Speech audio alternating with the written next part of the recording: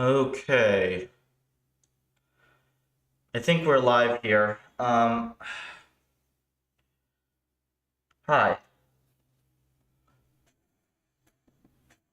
We got some stuff to do this morning. This is going to be pretty clumsy work overall. Um, let me let me say what I'm trying to do actually. So I've got all this data from WandB, at least preliminary data from runs. It's not going to be a huge amount that I need for most of my visualizations. Um, and I'm just thinking of like a cool way to share analysis results and do stuff pretty quickly there. You know? I'd like to be able to put some of these plots just on the website. And because we've got this stuff on WandB, they're kind of a mess, they're really slow. So I'm trying to think how we can do that.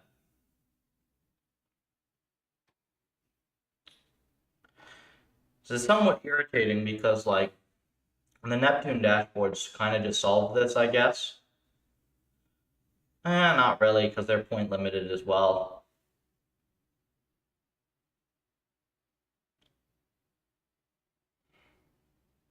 Yeah, the thing is I don't want to use WandB reports for this. I really don't. Like WandB is not a blogging platform. And it's kind of janky as well. So I guess I'm just gonna try something. I'm not gonna think too much about this. I'm just gonna see how hard it is to just like put some basic plots on the site and see if I hate the clunkiness that comes with that. Um, Rare instance where I'm gonna be chat GPTing stuff because I do not want to know what I'm doing here. Let's see. Yeah, something like this is fine. So let me grab this to start with.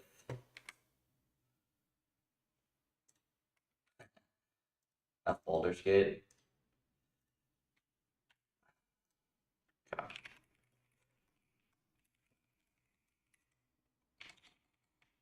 Uh,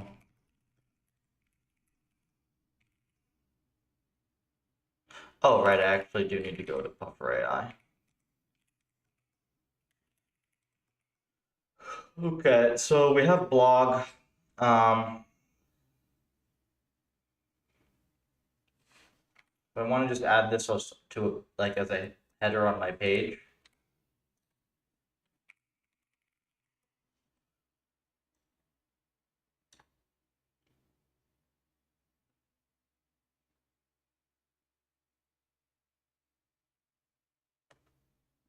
I could straight up add this to the blog.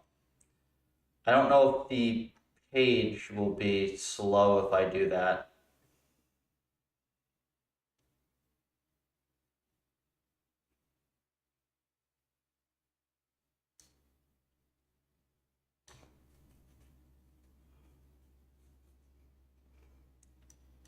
Maybe it's better to just put it all on the blog.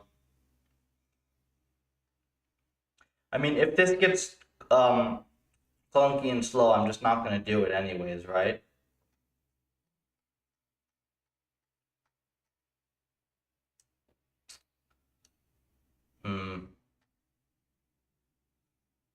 Some reason that doesn't sit right with me, and I'm trying to think.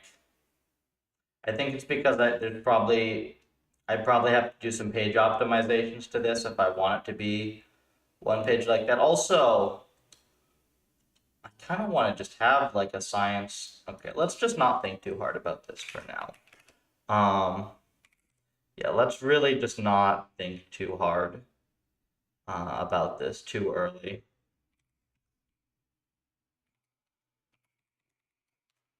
Okay, let's do blog,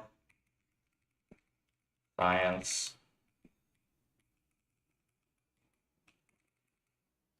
analysis,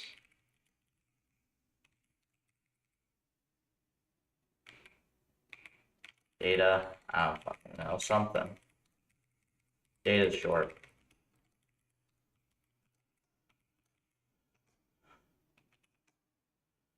Okay. Do I have a short page I can just copy? Yeah, let me just copy that product page. Okay. Get rid of all of this.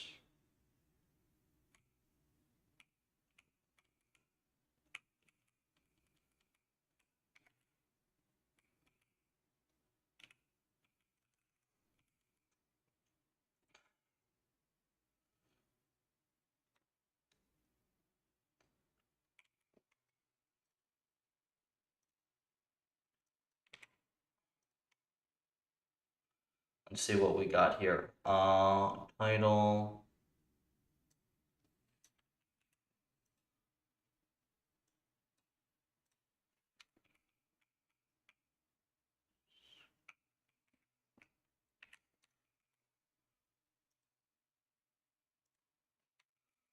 It's here.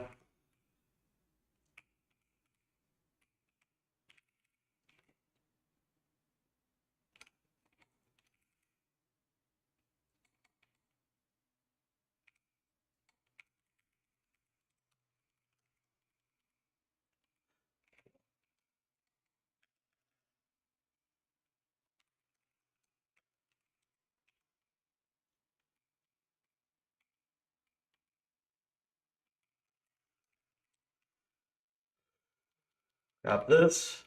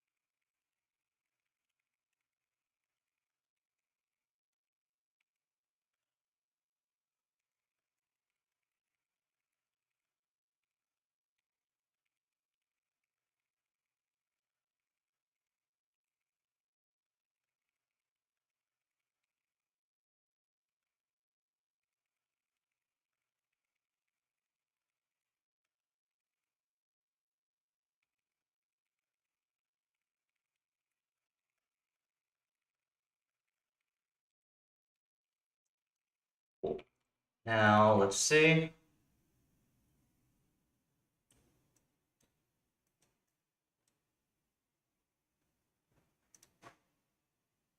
We're not doing this inline. Move.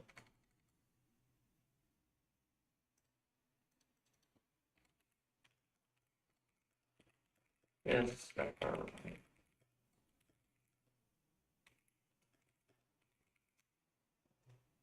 Yeah, we're not doing inline entire. No.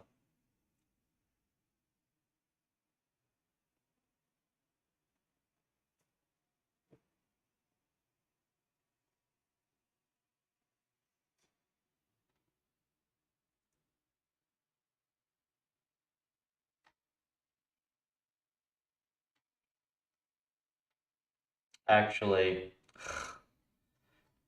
I hate JavaScript so much. I don't even hate JavaScript. I hate like the way that it's integrated into HTML.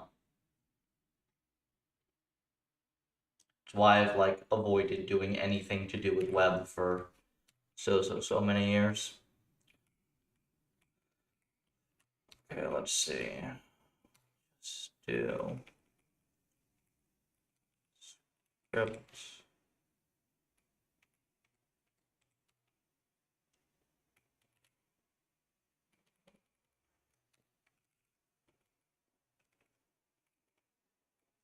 Okay, let's see if I can get my WANDB data exported now. Because I made one of these for Neptune.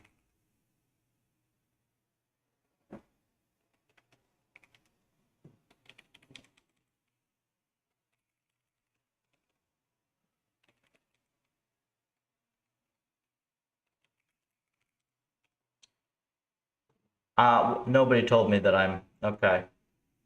Yep, nobody told me that my camera was on the wrong scene the whole time. I guess I wouldn't have seen it because, uh, actually, yeah, I missed that. Can an environment have multiple stochastic actions? Yes, yes, it can. We have support for multi-discrete. My bad, I've been on this. Goddamn. I was literally looking at my camera the whole time as well. I don't know what it is with me. Like sometimes, like I'm on and I'm like laser focused on stuff, and sometimes I'm just kind of dopey.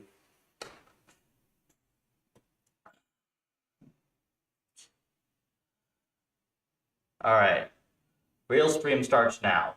What I'm doing, I currently. Here.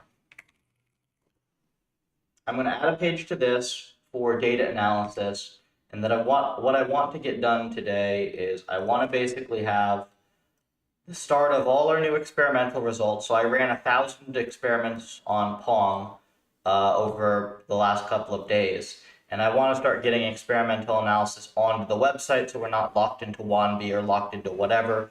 I can kind of just export data however I like. Yeah, we're going to start with that.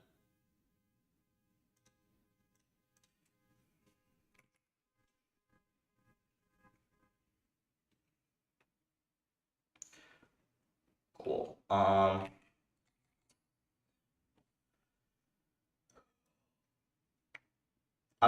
What I'm gonna do is I'm just gonna take this.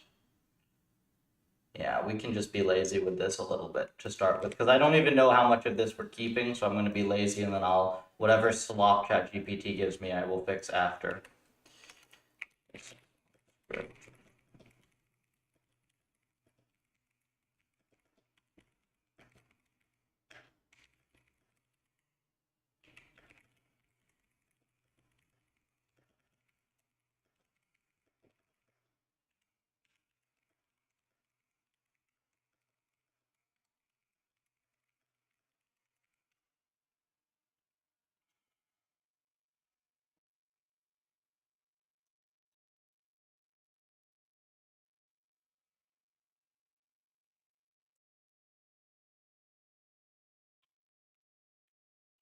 Cool, like let's see if this works.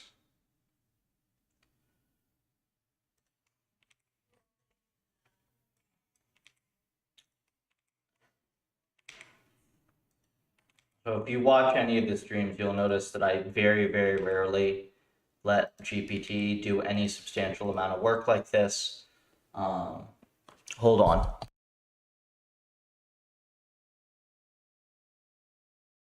Yeah, you'll notice I very rarely let GPT do any substantial amount of work.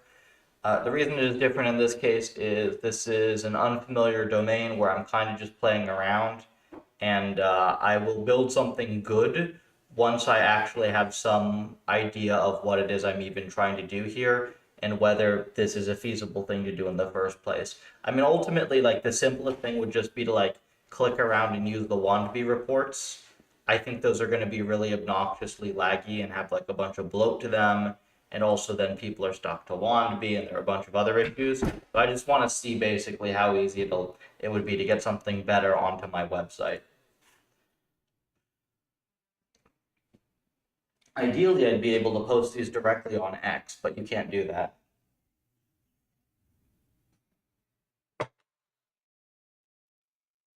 Maybe I'll like take the time to compile a report at some point for X, but we'll see. Okay, so 1B.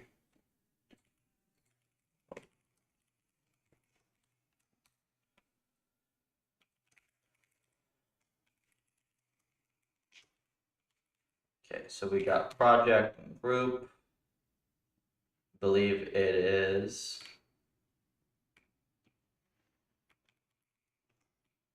Yeah, PufferLib.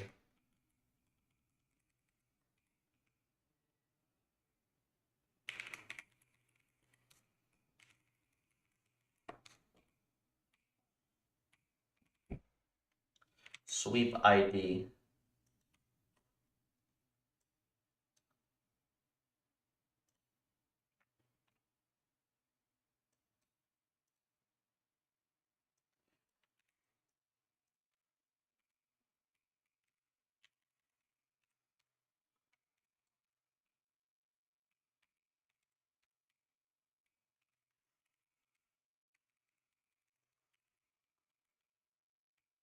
Okay. Sweep data.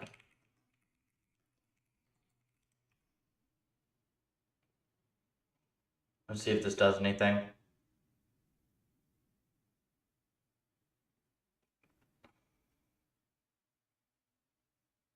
What in the hell? What?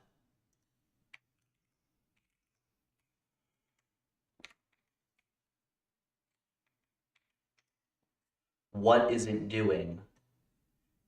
If this is gonna, hold on.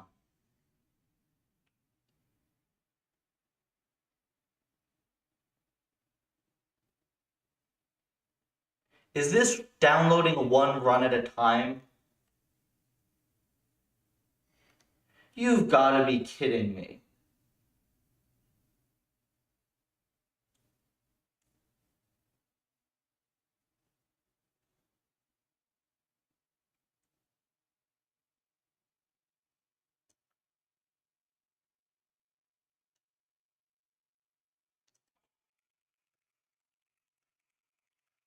I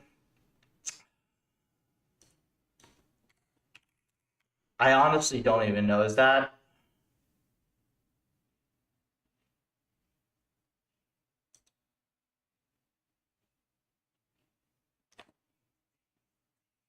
Oh yeah, so here's somebody doing the same thing.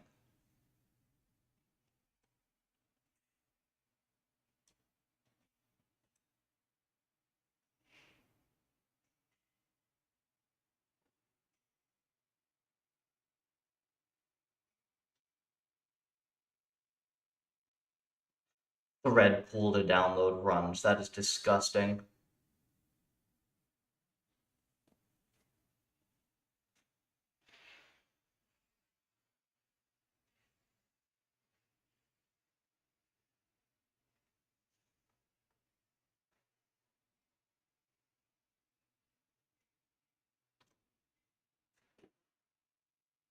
Let me go check on the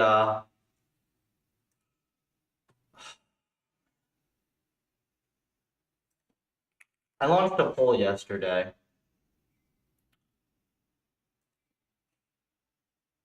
I want to see what the final results were because I need to know how attached people are to their wand B. 1735. So third of my users want to keep wand B. 2/3.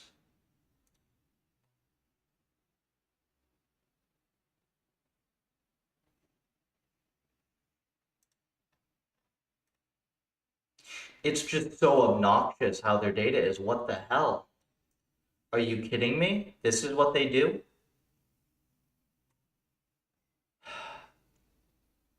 I mean, like the data download alone, dashboards are.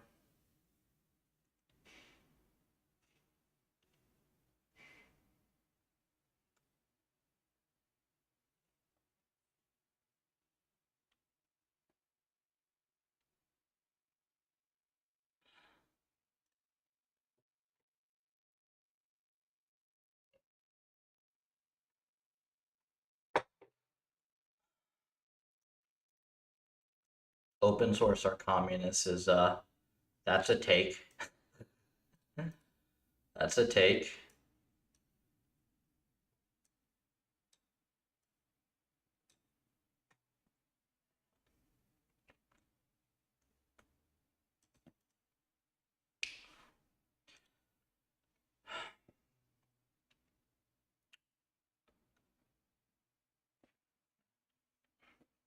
Let me go use my Neptune data for now, I guess, because this is gonna take forever, and I'll think about WANB versus Neptune separately. It shouldn't affect. Sadly, this is why I'm doing this, is so that I'm not tied to this. So yeah, this is actually a great example. We can just have multiple scripts, doesn't matter.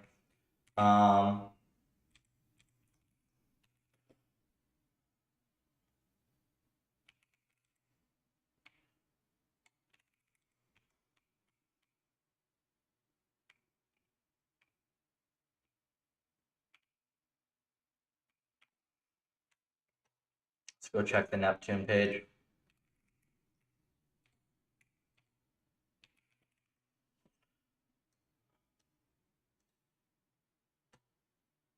Oh, right, wrong browser.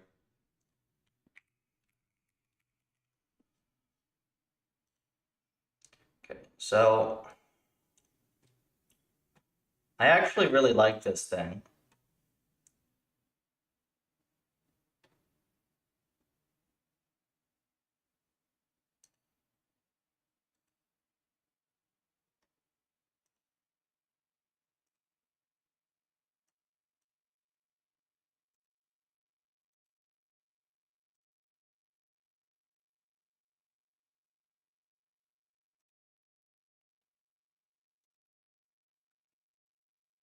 Hold on. You go like this, and then you go to groups, and then you enable everything, and then you go to dashboards, and you get your metrics. Go to the main dashboard, which is right here. And okay, now you have your metrics. Cool. So I don't know why it's limited to 200 points. That's ridiculous. They clearly have these stupid animations instead of having, stuff load. Let me see if I can get this to work though. So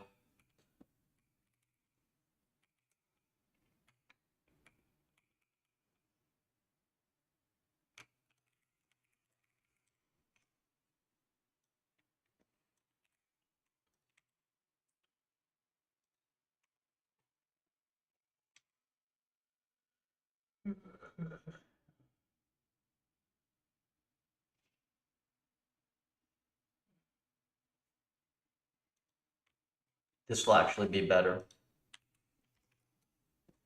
It's a run ID.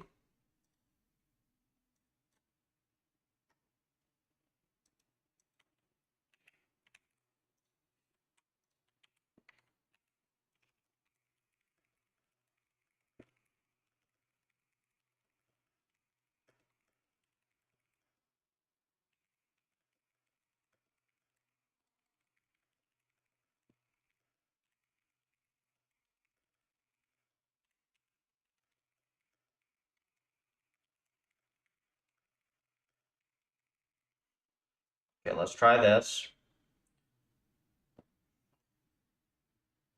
Let me make sure it's not messing up my script. I hate ChatGPT so much.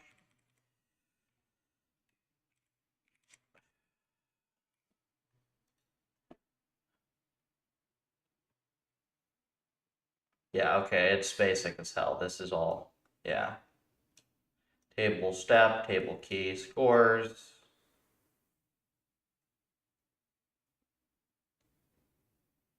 Yeah, I think this is fine. We'll just take this.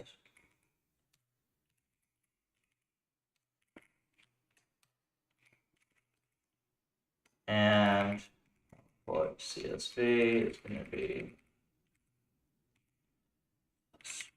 CSV.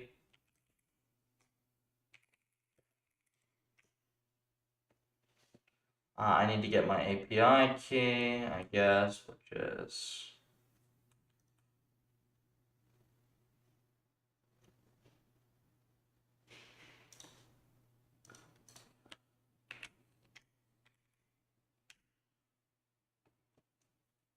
if one of you wants to steal my API token for freaking free Neptune, go right ahead.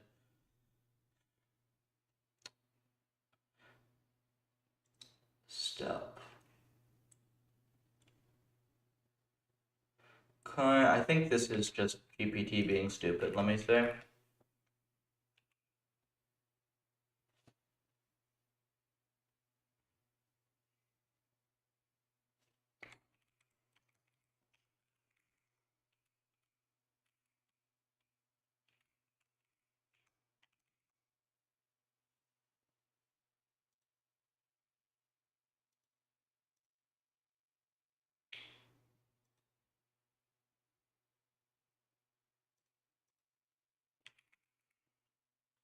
Overview agent steps.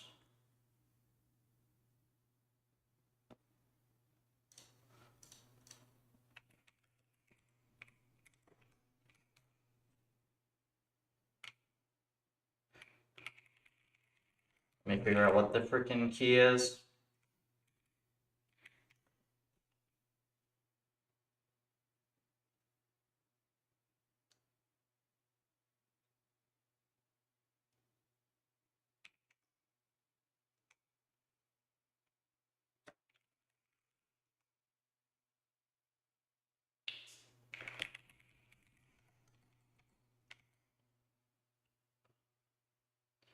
Wait, zip table of step.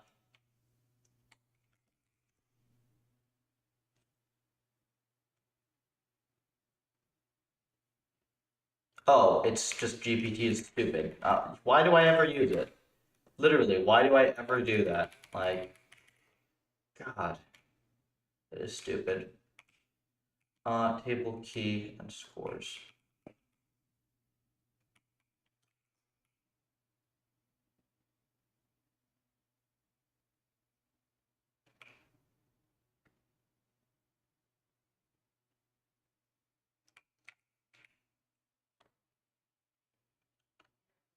Table of key.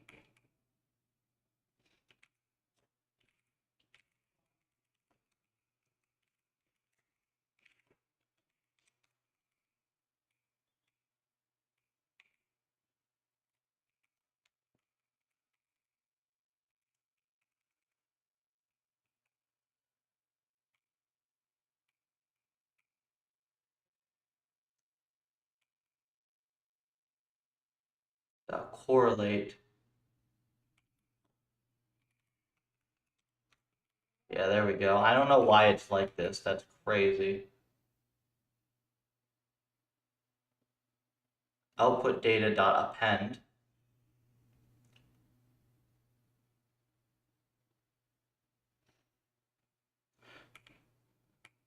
I think we're gonna do this as JSON then, right?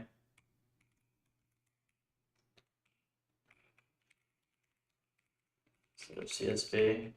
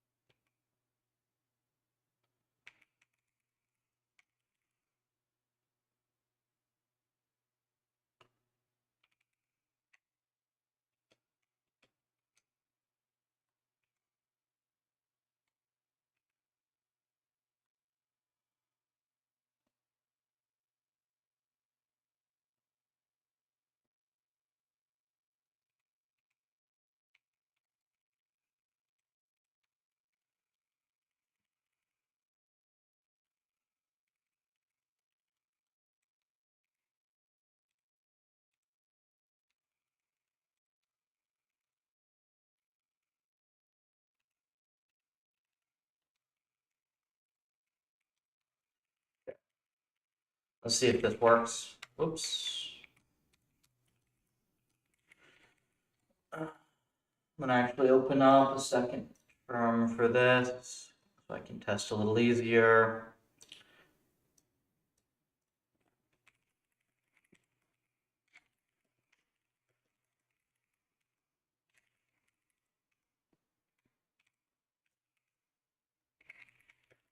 I think that this will be useful regardless, because even if coding like a demon, no man, this is coding like an idiot. This is like me doing shit that I literally never do. I've probably used pandas like a single digit number of times ever, which you're like, how is that possible? You work in AI. Well, all of my data is generated from environments, so it's all in memory data. So you never need pandas. But what we are trying to do at the moment, oops, stupid API token. What we're trying to do at the moment is just get all of our data out of Wannabe or Neptune or whatever it's going to be and onto my website, so that we can actually start like doing some analysis and reports and not be tied down to all these shitty platforms. That's what we're going to do. You're free to steal my API token if you want. It's a free Neptune account. But let's see. It's good. Okay, so 50.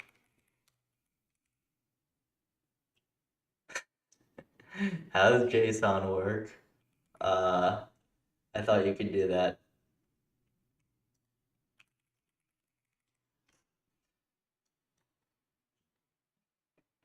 JSON lets you do dictionaries, doesn't it? Am I stupid?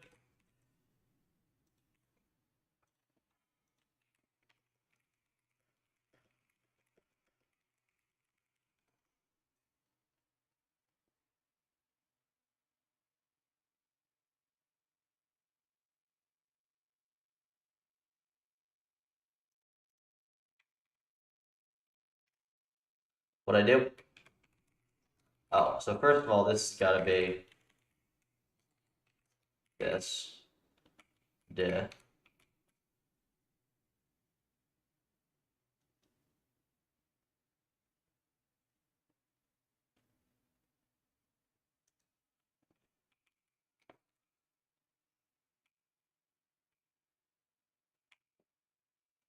Okay, whatever the heck they just did here is wrong.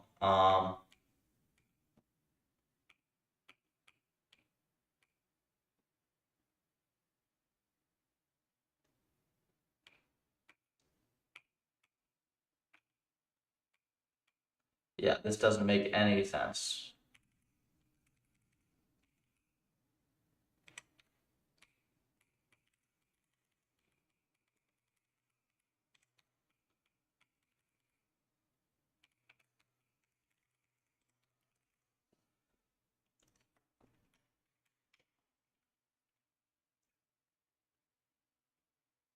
Come on, this is not hard.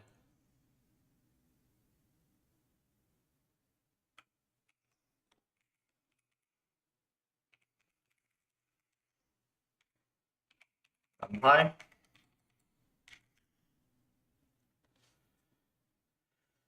To numpy.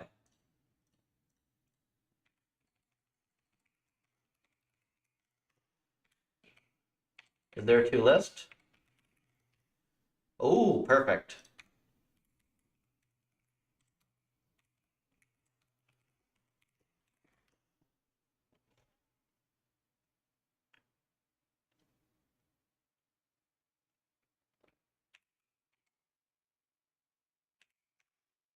There we go.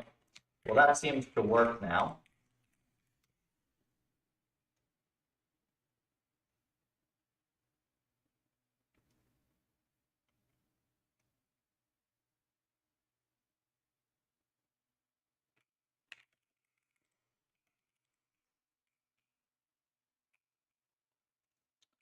So this did not quite work as wanted. Hey, welcome. Can I point? Yeah, I can point to users. Welcome. Okay, so why did it just save means? Is not what I wanted to do. Output data. Oh, because this is the wrong thing completely. Sure, let's see what this does.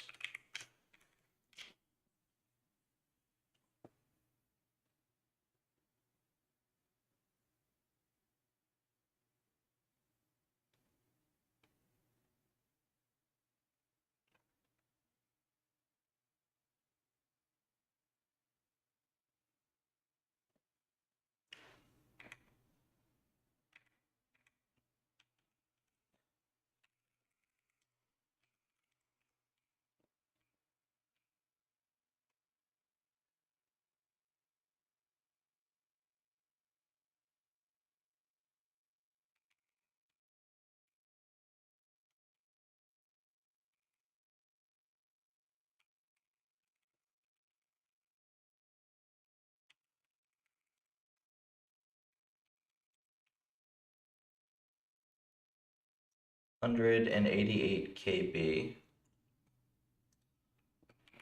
I don't like this indent thing, but whatever, we'll keep this for now. I mean, really all I wanted to do is JSON. Let's get this onto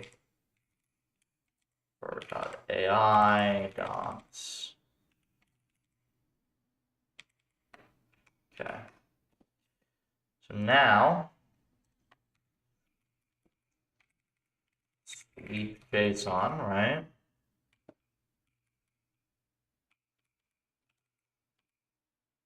Data contains steps, accuracy, and loss.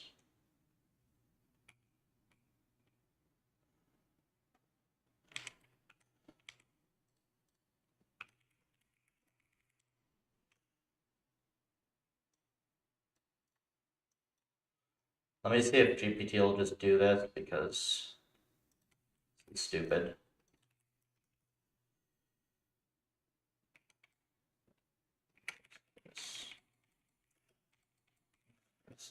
Data save.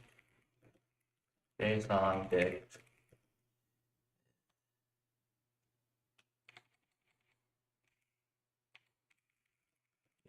Paper RAM.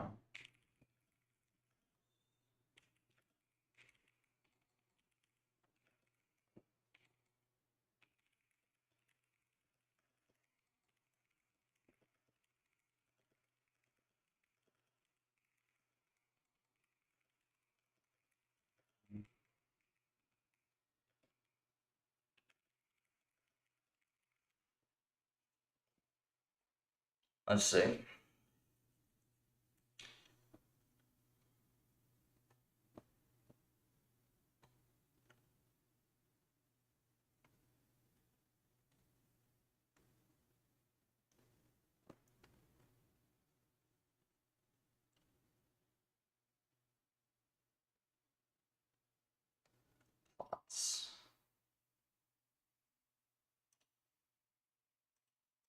So actually, this is not bad.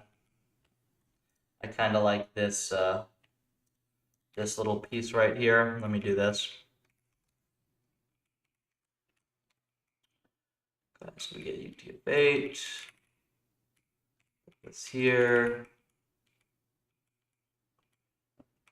Rental data. And for scatter plots, and I put this up here.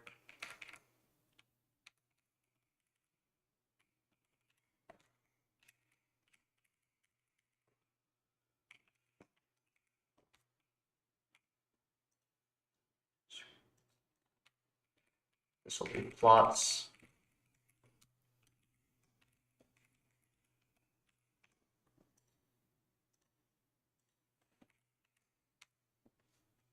Did it get stuck?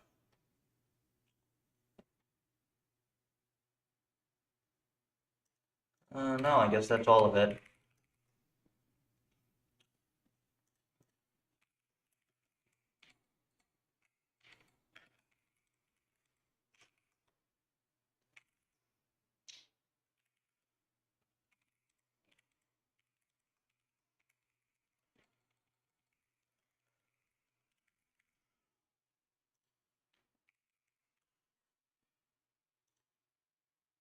Okay, so obviously I didn't get my header here, but what happened? File not found.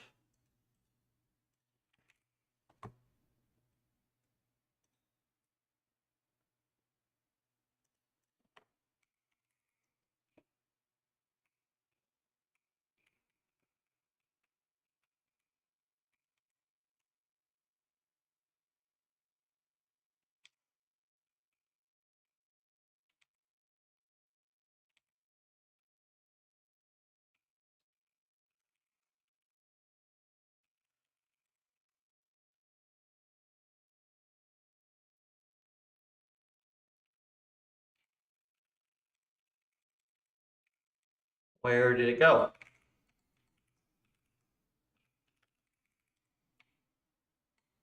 I have no idea where it just went.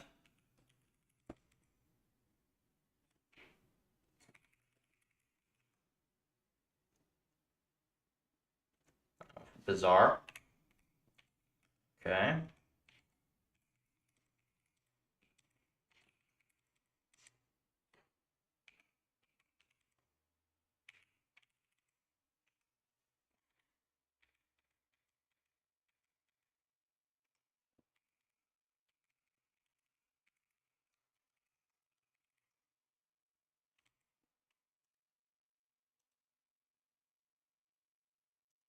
that just work? Huh. That actually does just work. Cool. Okay, let's get my header loaded into this.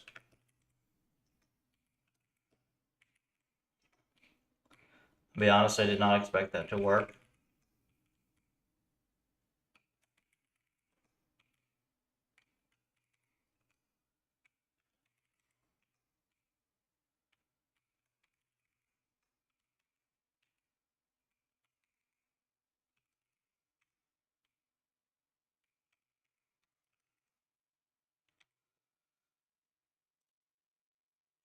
There we go.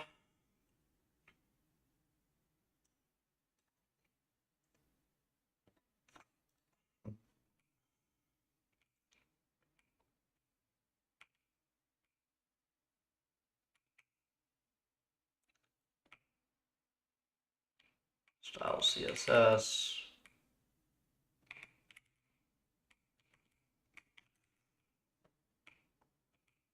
Plotly.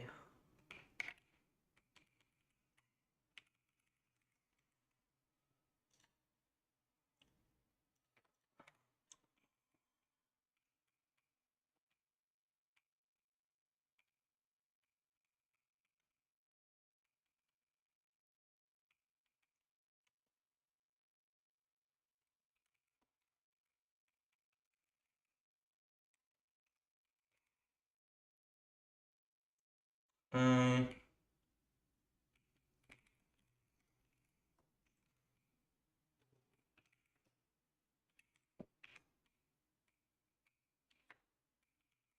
main class is content. Then style.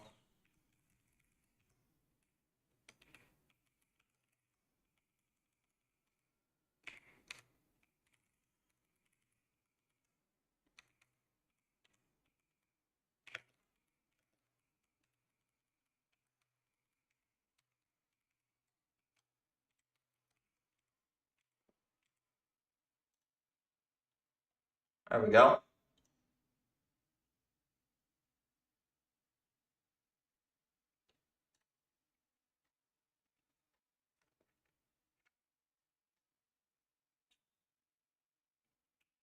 Cool.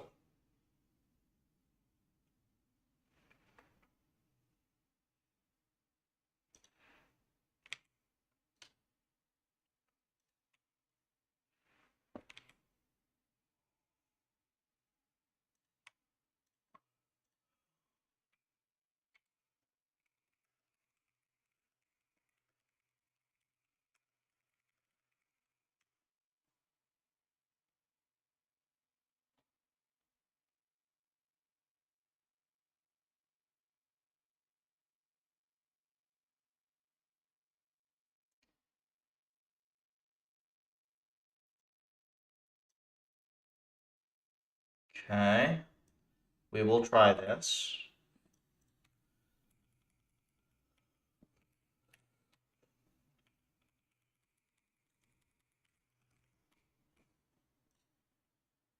And then they just update. Yeah, you update this.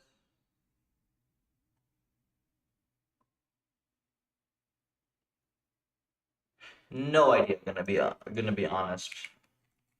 Do not like web stuff, and the goal is to keep this website stuff very simple, so I don't have the opportunity to make a mess of it. We're not trying to do something crazy fancy here.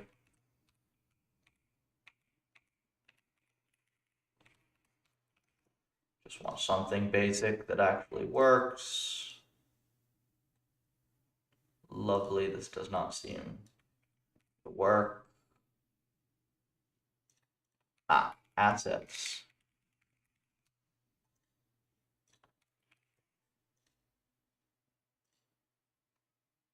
Okay. There we go. Lovely. So now we have our plots.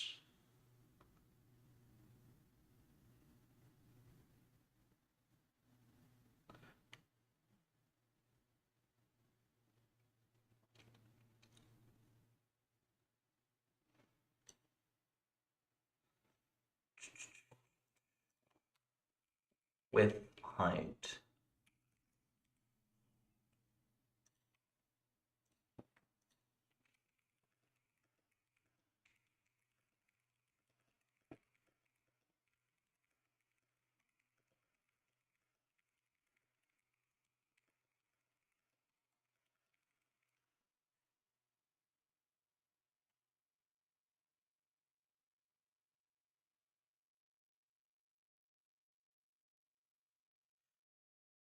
So the thing that I hate about this, right, is like almost certainly this is making stuff way more complicated than it needs to be and adding a bunch of garbage, because it tends to do that. But for a quick, I mean, for just a quick test to see if this is even viable, it's fine. And then I will have to come back and see if I can clean stuff up. Okay, let's see if this at least does something for us. So, does not seem like it.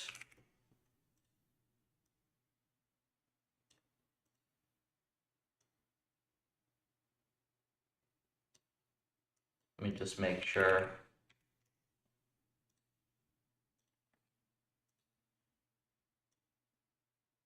Yeah, no, that did not freaking help. So, if you continue to like try to get to fix stuff, then it will just continue to make your life more obnoxious. So we're gonna leave it like that for now.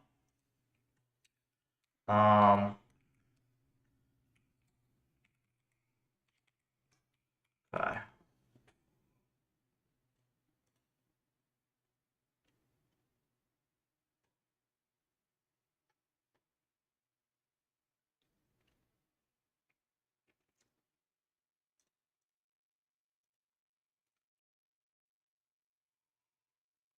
Font.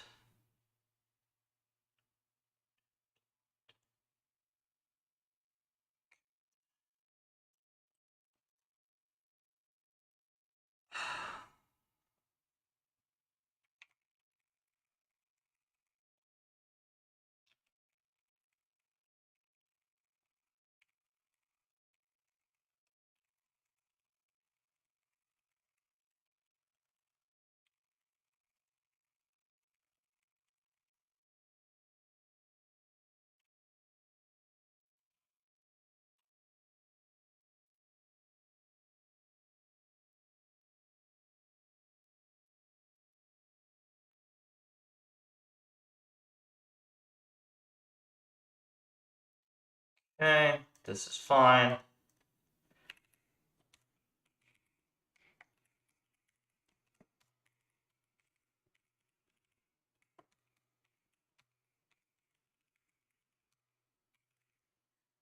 This should work out of box. Let's see. Okay, cool. So this does some nonsense, right? We'll just have to do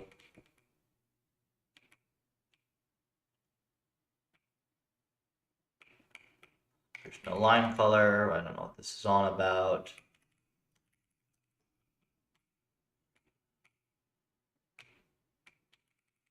Plot background color.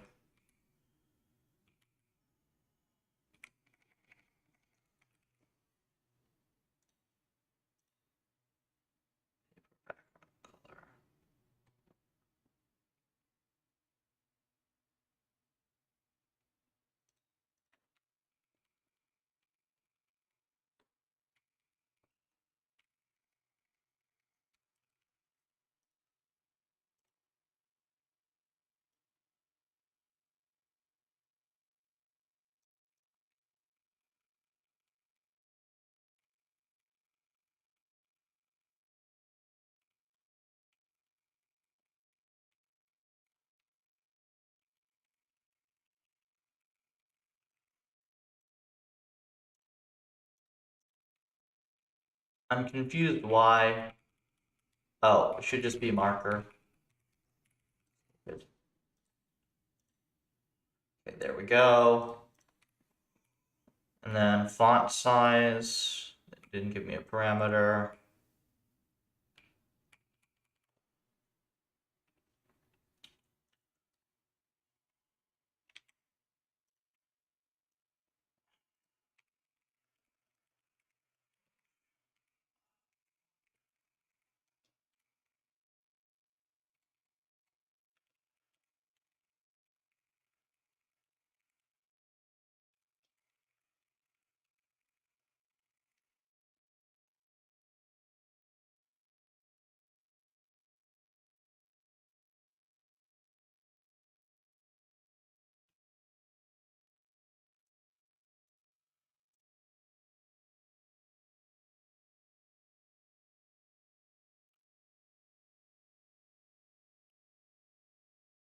This all gets changed a bit, right?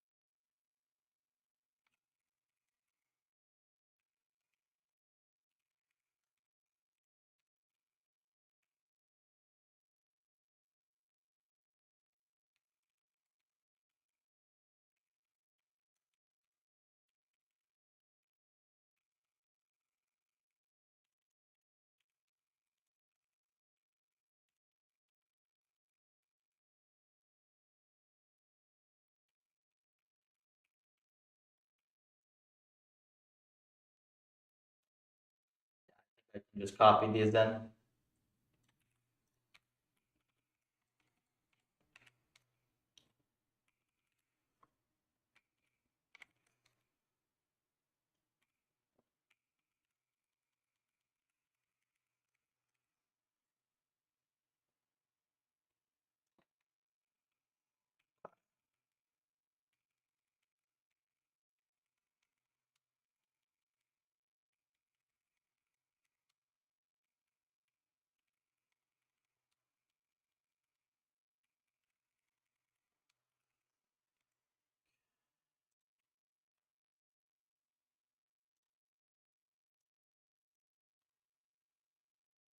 It's better.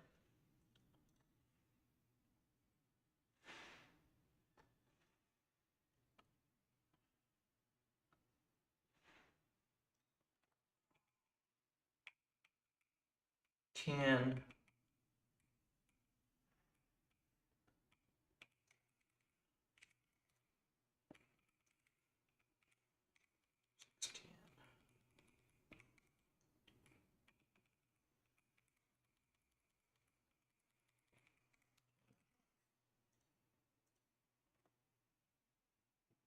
Still a little better.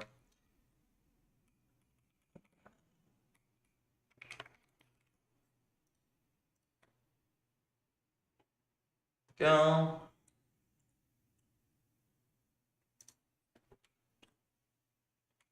Now, what if I just make these match the background?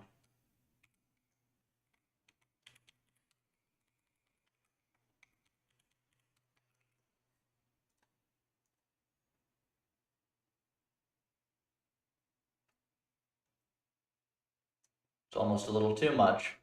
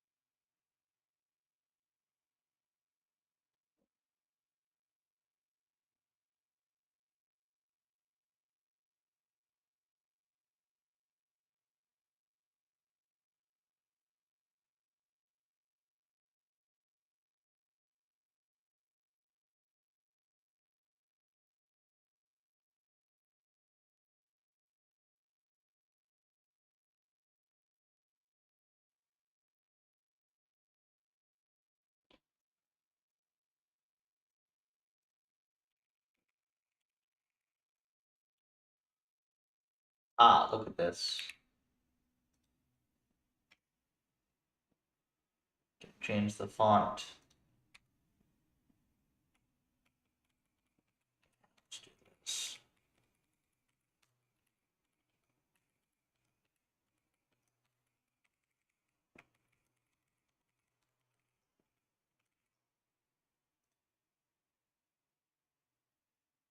Ah, it's literally just opacity. Let's see.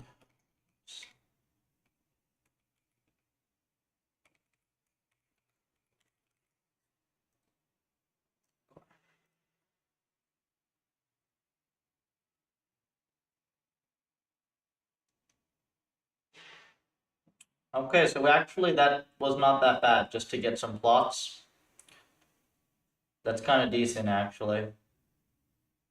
And we have the full, like, interactive. Yeah, we got, like, the full nice interactive setup here. Perfect. You can, like, look at all these individual points. You can, like, zoom. Apparently you should be able to zoom, whatever, though.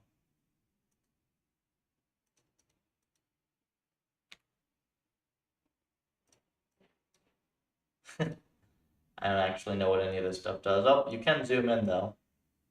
You can zoom out. Reset. Cool. So we have some plots.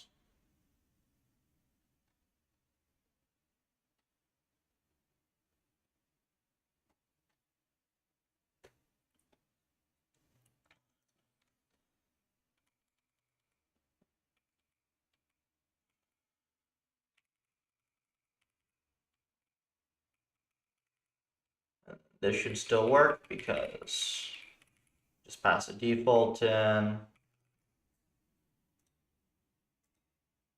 there we go.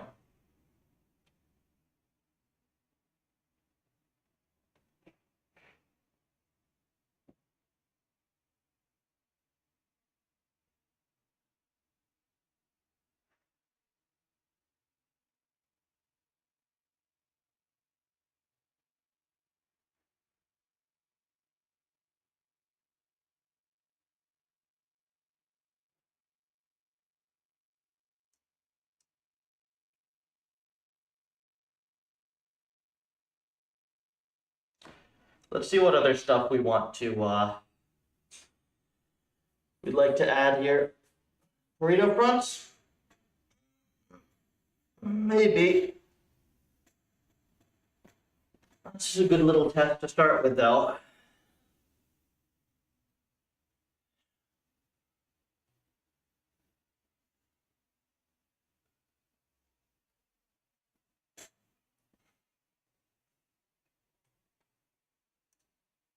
This seems pretty viable to just load in a bunch of plots like this. Let me see what we're losing and like what the comparison would be. So, like in PufferLib sweep here on, like we can add stuff like this. We get these graphs that are pretty laggy and, well, they're not lagging now, oddly enough. But, yeah, there we go. And we can change out parameters and stuff. I like these Pareto fronts, so we'll probably do that. This one doesn't really help us that much, even though it looks cool. And then these correlations are pretty easy to add as well. And I think we'll probably do something better than that as well. And then by comparison, what do we get on Neptune? We get basically the same thing on Neptune, right?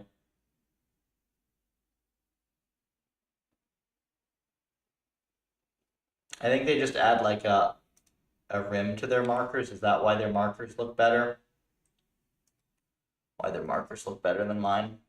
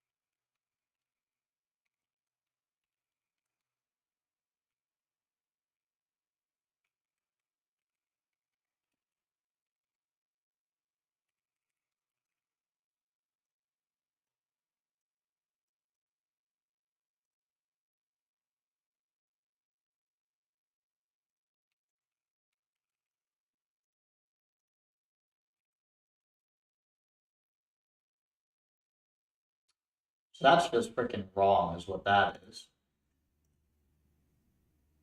Yeah.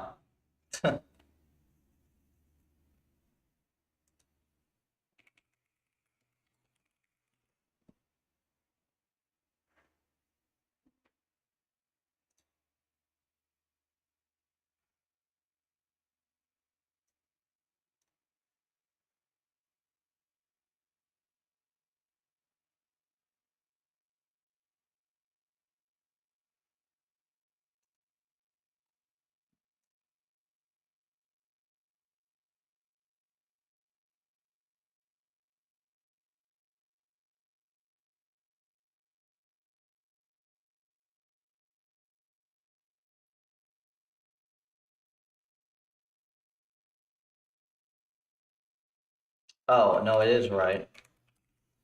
My bad. Here we go.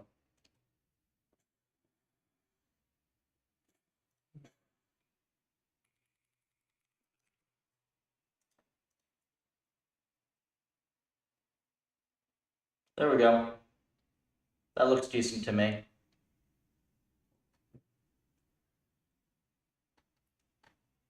For some basic plots.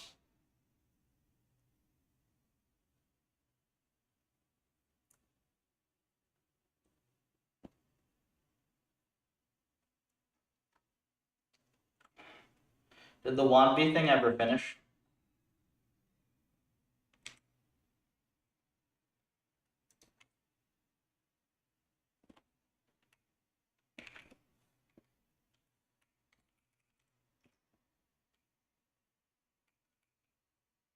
Save as.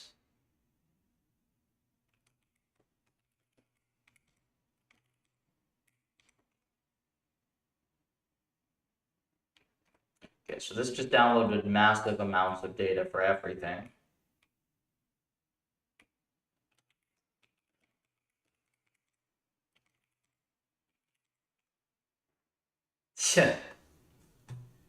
Yeah, okay.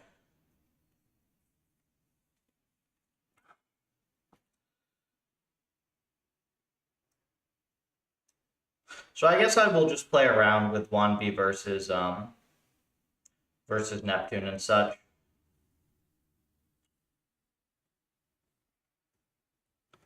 But I think regardless, if I can just get the plots onto the website, that'll be pretty nice.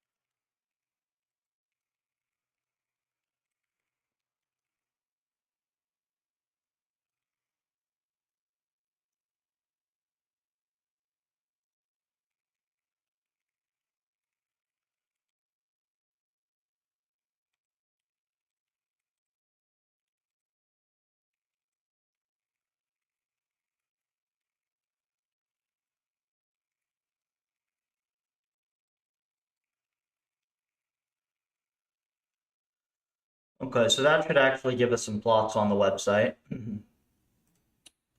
And then we can figure out where to go from here with this.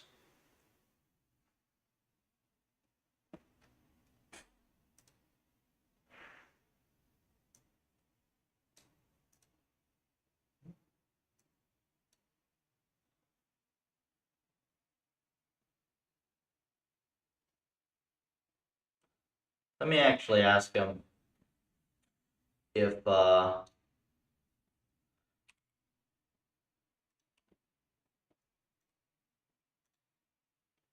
is this?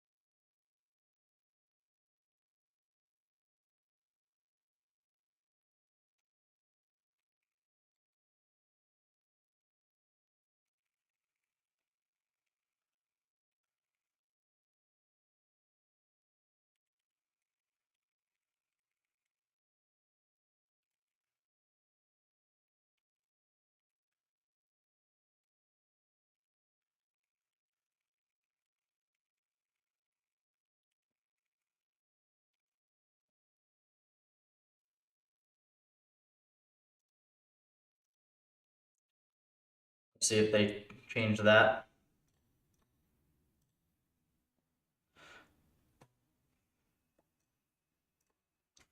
Okay.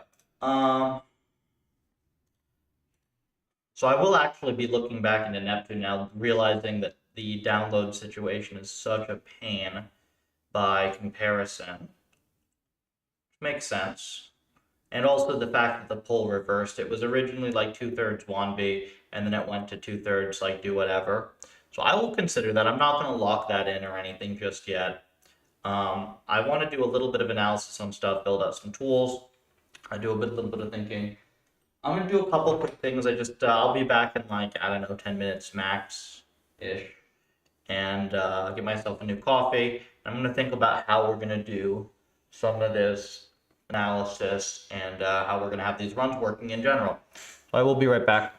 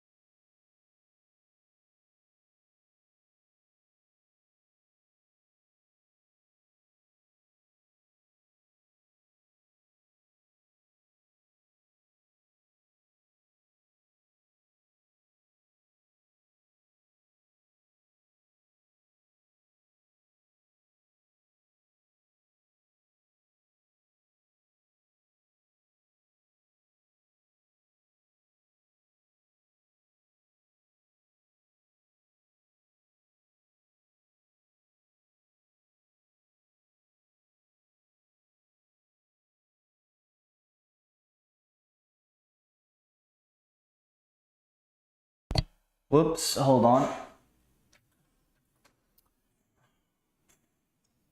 There we go. Back here. Is there a way to continue training old model? Yeah, there should be. There's a... What's wrong with my camera? It's all blurry. There should be a resume flag in Puffer. To be fair, all the environments train so fast that you hardly need it, but it should be there.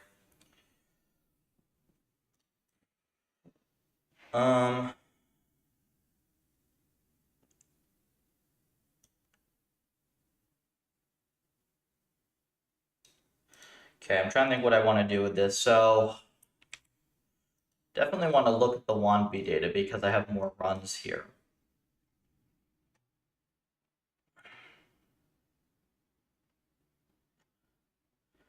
How good of a picture does this give me of stuff? Like, let me see what the metrics are.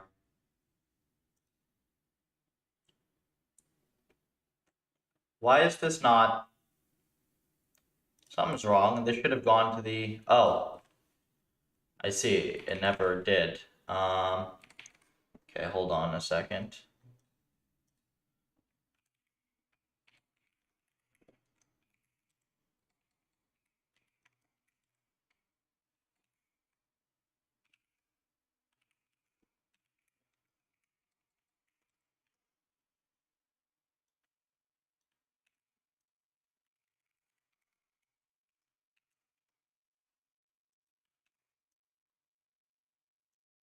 Your camera needs to focus. Yeah, I don't know what the hell's wrong with this thing. Hold on.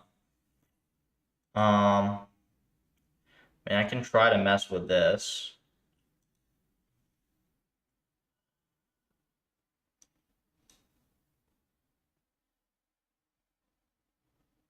Auto exposure, no. Focus. The focus slider does not do anything right now, which is very obnoxious. What if I just unplug it and replug it?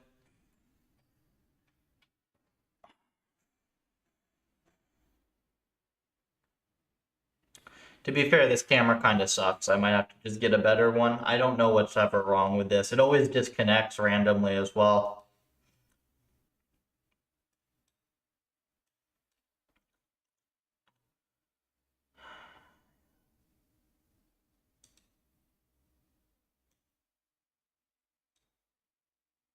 Yeah, I can tell it sucks. Man, there's so many things wrong with this stupid setup, like... The Ethernet also sometimes, every so often, will just disconnect and not come back on until I reboot it. I have no idea. It's just an unsolved Ubuntu problem, apparently.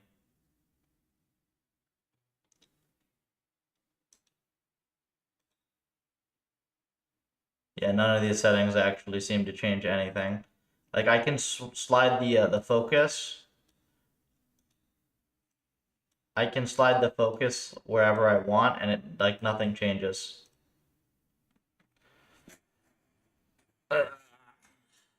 So annoying.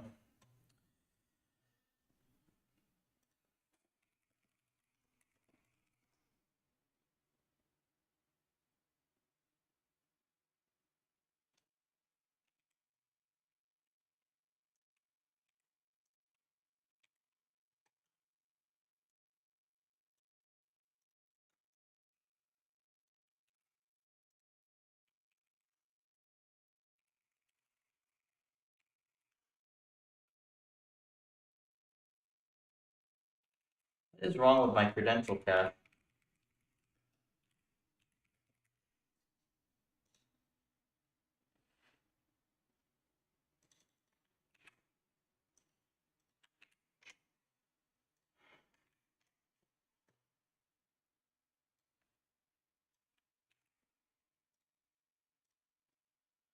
See, now it works. Obnoxious. Okay, so that works. Let's see. So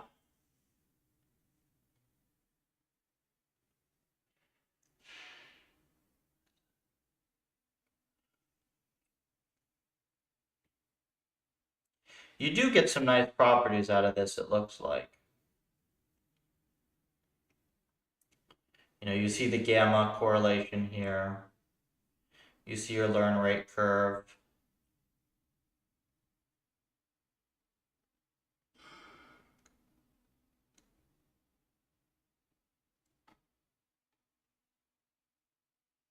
But these are not log scaled either. So you should have to log scale some of these, I would imagine.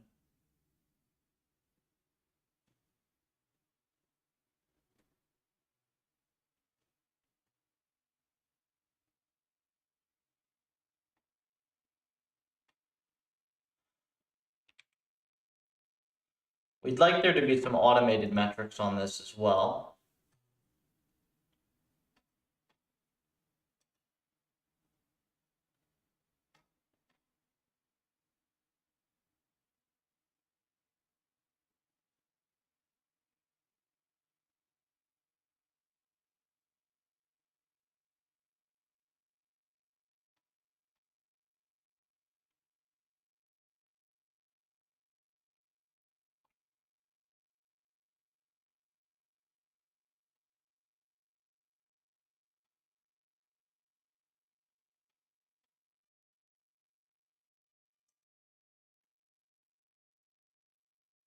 I guess like what we're gonna want is we're gonna get like the correlation between parameters and stuff. Cross core.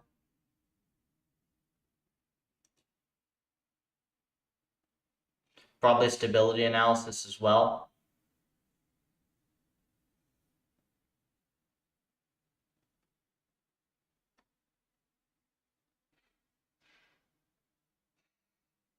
Yeah, that would be good.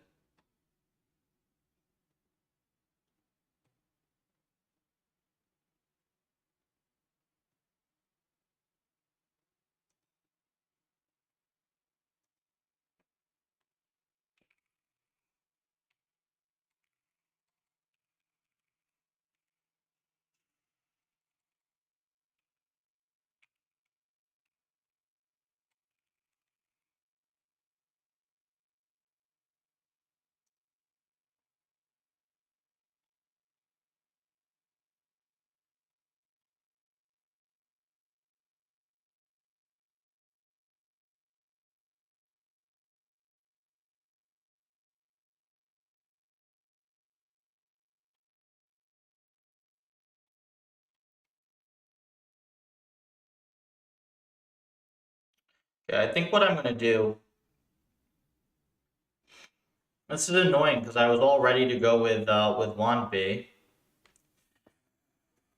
Maybe my camera's just messed up. I was all ready to like just stick with wand B, but they just make it a real pain to get your data.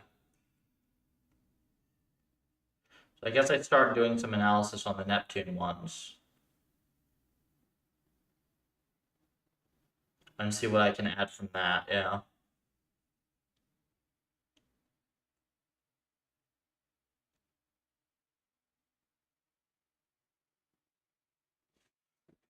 They reply.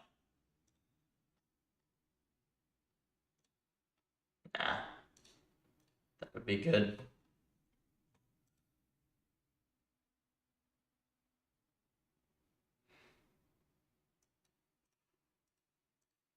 Okay, I think what I'm going to do is I'm going to start just using the Neptune data. I'm going to, I'll download it locally and I'll just start making that script actually a legitimate tool for understanding what's going wrong with your runs. I'll restore the Neptune functionality that I got rid of. And yeah, I'll probably make some changes to various things. The only thing that's going to be really obnoxious is I think this does require me to do a pretty substantial update to some of the carbs code to make it work with this, but I think that's probably fine.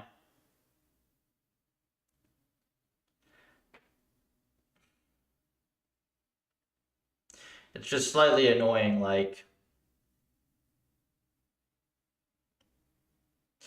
there's a lot of stuff you end up having to re-implement, but I don't know what to do about it otherwise. Like, the WANB download API is just really bad.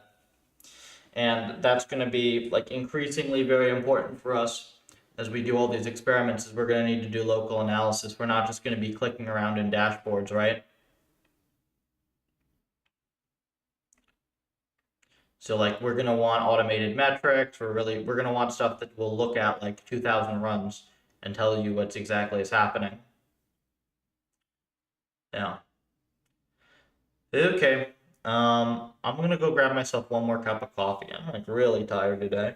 I don't know. And then what we're gonna do is we're gonna mess with this download script. Uh, where's this? Yeah, we'll mess with this download script manually. We'll stop using GPT on garbage, and we'll see what we can do from there. I will be right back.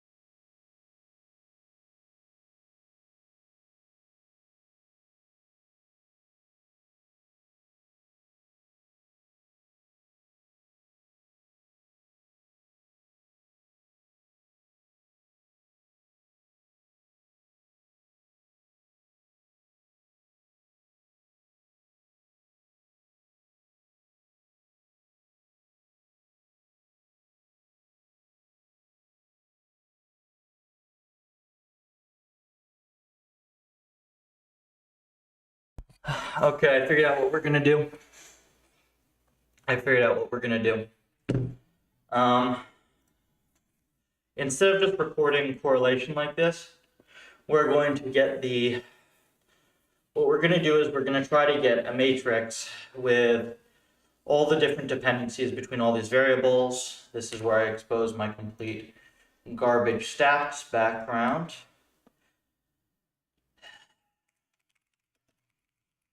It's been so long.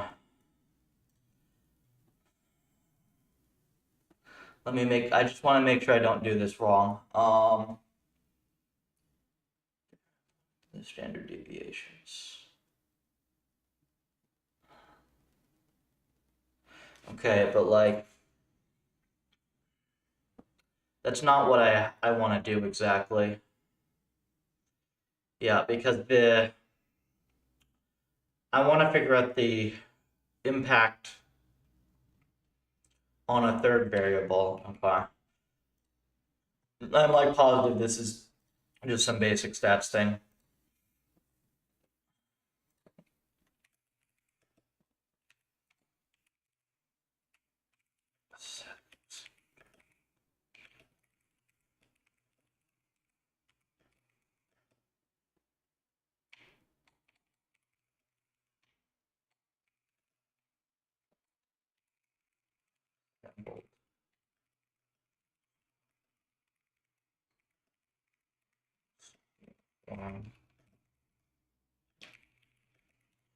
What we're doing at the moment is we're starting the science side of Puffer. Does this live now? Yeah, okay. So this is on puffer.ai. I just got some of these plots onto here. So what we're going to do is we're going to build some tooling that is going to let us get data from thousands of RL experiments and do analysis on those and then upload results easily onto the website so we can share stuff in like a nice report and I can put, text and stuff on the analysis. That is what we're doing at the moment. So here's just like a few hundred runs from Pong that I happen to have done. And we're going to get a lot more sophisticated than this very quickly.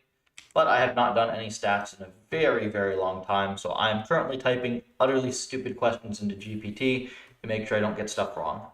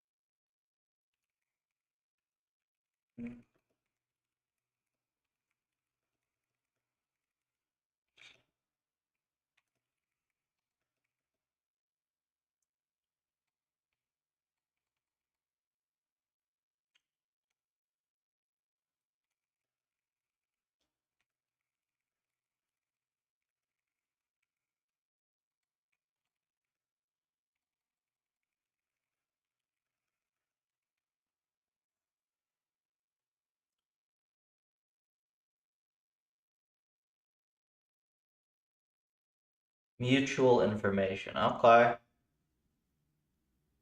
Um,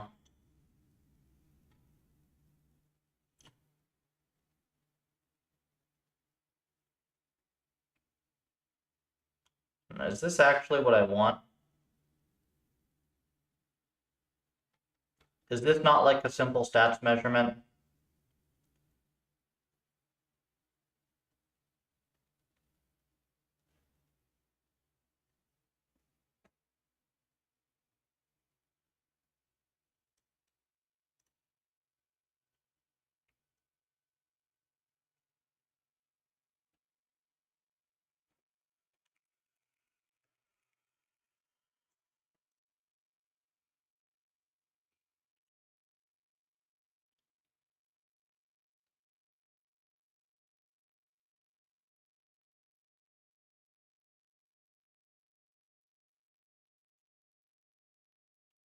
Okay.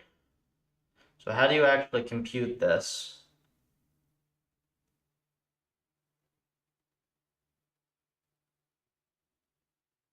Is this something that you can compute in closed form? Hold on. This is KL of XY outer product distribution.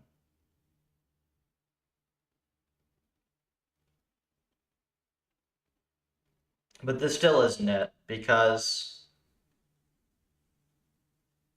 yeah, this still is not it.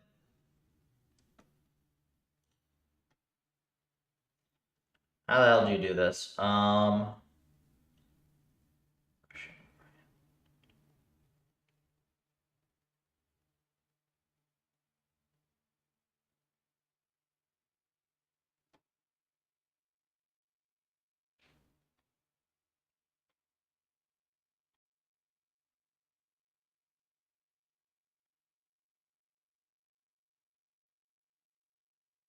I guess what I'm just looking for is if,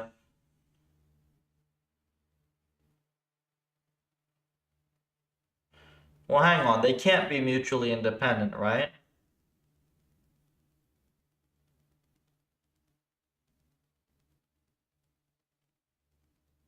Because basically, if any of these values has,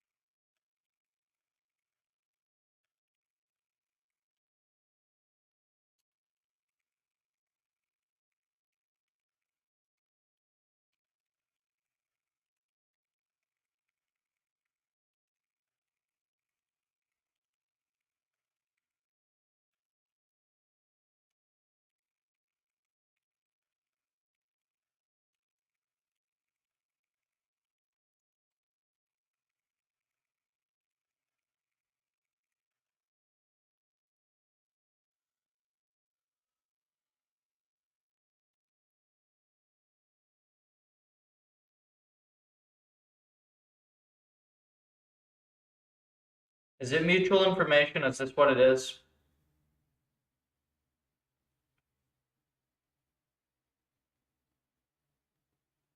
Random forest. I've seen that done.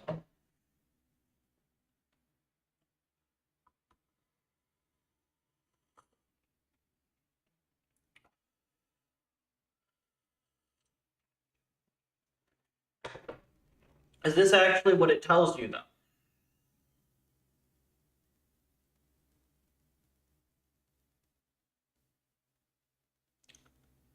Rank the strength of interactions. I don't want to compute 3 quantities like that.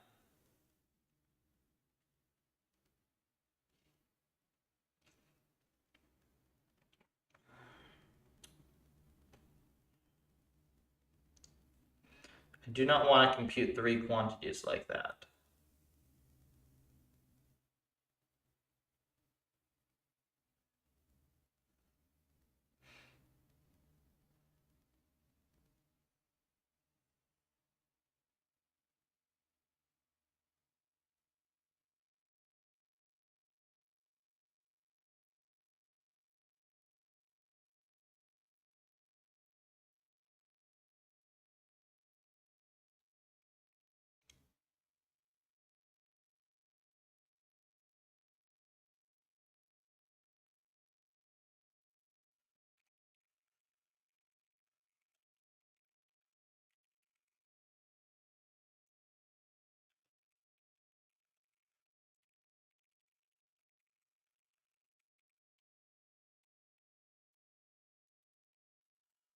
I'm trying to think if there's a technique I know for this.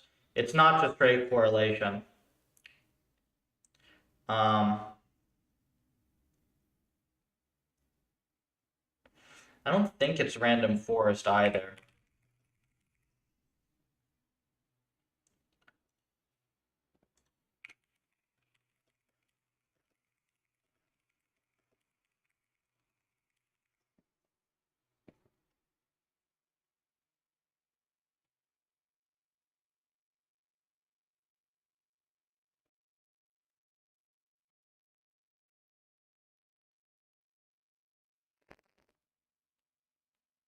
Reduction across all trees. I don't think that actually tells you very much, does it? Permutation importance.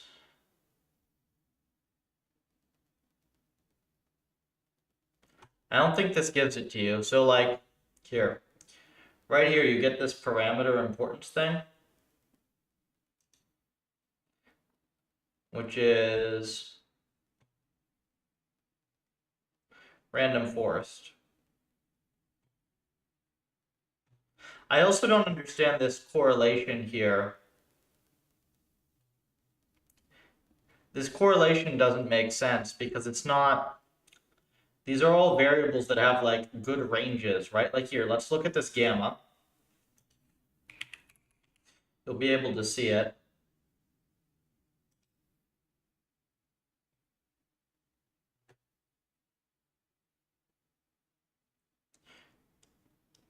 You should be able to see it.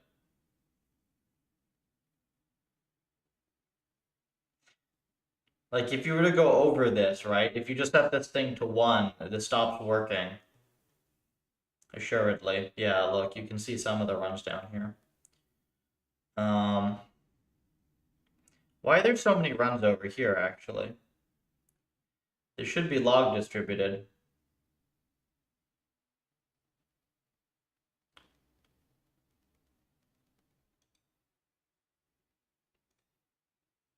Maybe the sampling is wrong.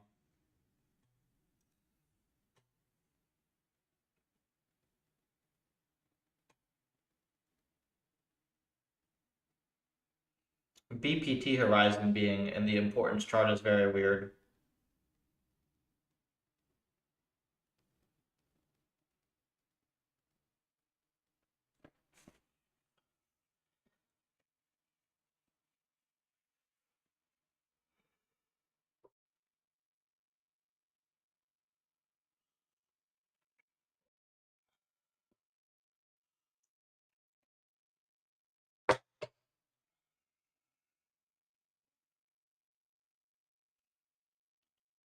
This is still not quite what I want. Also, I'm realizing that it's not going to be a normally distributed thing.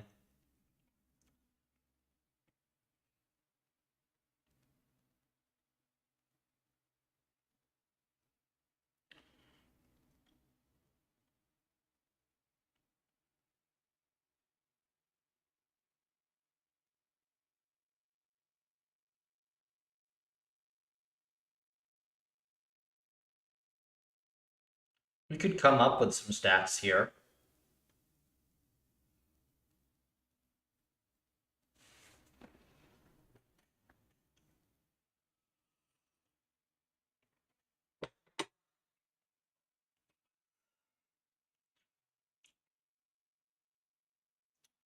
Hey Spencer, I'm trying to figure out some basic analysis, how I want to set this up for all these runs. So here are 1,000 runs of Pong. I also have some on Neptune as well. And I got the Neptune ones onto the website already. So if I go to data here, you see I have these charts now uploaded. They're on the website. These are interactive as well. Oops. So you got to start figuring out how I want to do analysis on this. Generally, I'm trying to figure out which of these hyperparameters have particular dependence on each other as well as stable ranges. I did not rerun each env. So far, I just did a bunch of Pong stuff. We will be rerunning like thousands of experiments on each env and then comparing the stable ranges and stuff once I figure out how to do that.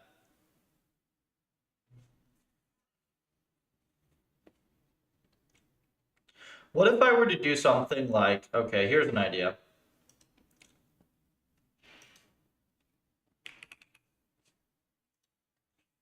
Oops, not cancel.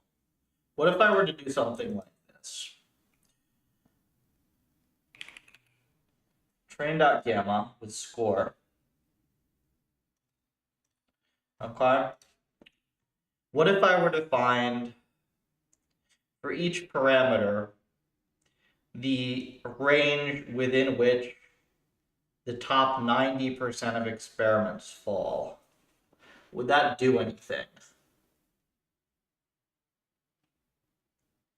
Or the top 10% of experiments, rather, fall? Making good progress on 3D Puzzle M, can probably start training agent. Awesome.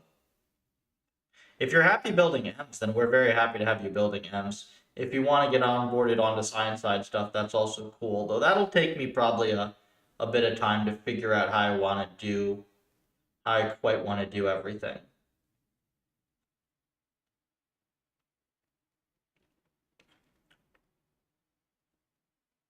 I mean, I do have this data.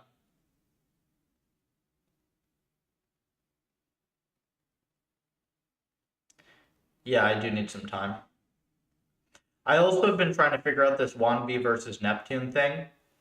The thing that's obnoxious here is that Neptune has a faster UI, but it also has dramatically faster or dramatically better download capabilities.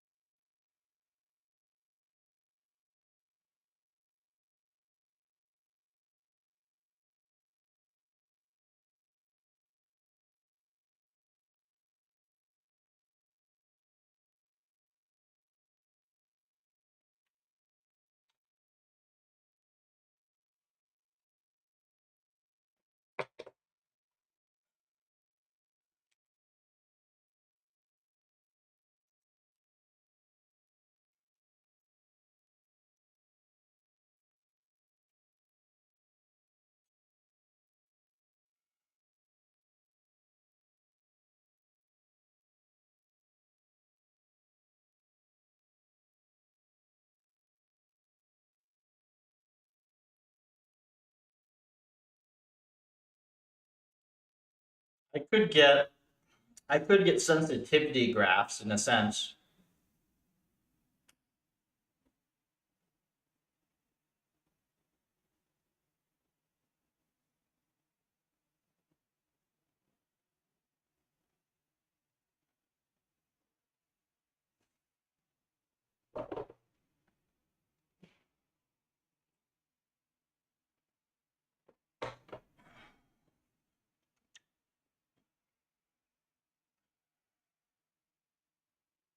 Like the top X% of parameters fall in what range?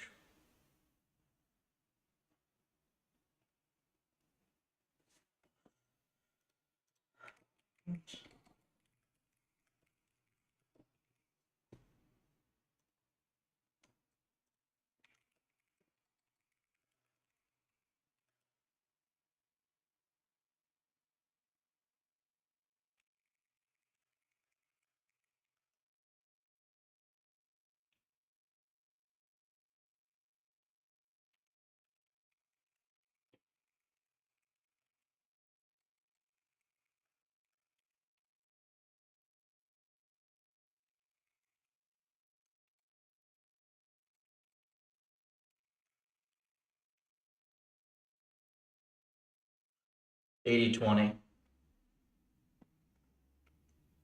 That's actually nice.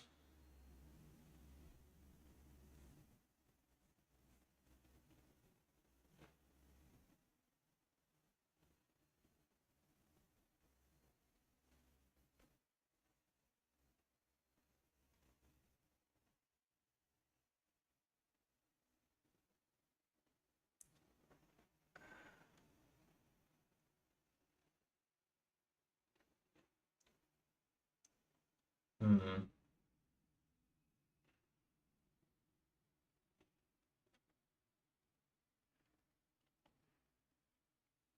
I guess it's not like percentage of outcomes either. It's almost like what.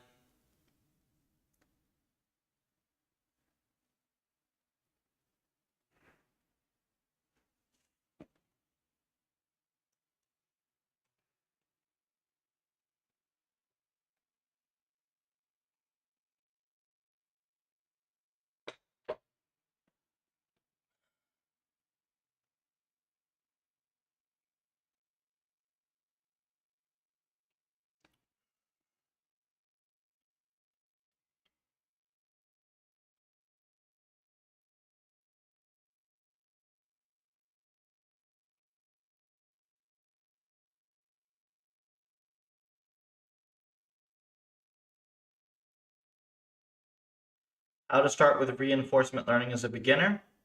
I have a. You read this article. Actually, it's on Puffer AI as well, so you can read it there. Let me link it. Reinforcement Learning Quick Start Guide. Read this and join the Discord.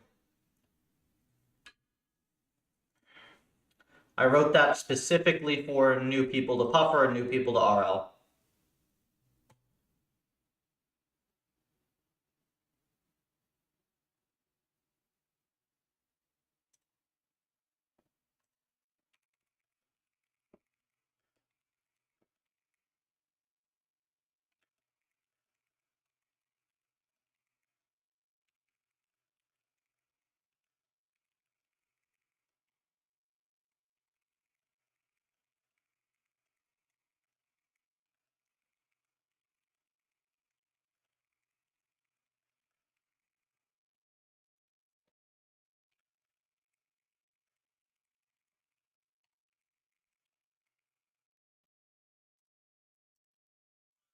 Could you explain the graph? Yeah, so here's, well, there's this graph, but this graph isn't going to tell you a ton on its own. This tells you here are all of your gamma values, which is one specific hyperparameter. It's related to the effective horizon of the task. So it's related to like, do you care about rewards 1 step in the future, 5 steps, or 10 steps, or whatever? And we can see that this is the score that you get based on various different outcomes. And actually, I don't know where my better score went here. I think I cut the graph off. Yeah, there you go. So now you can see the full graph.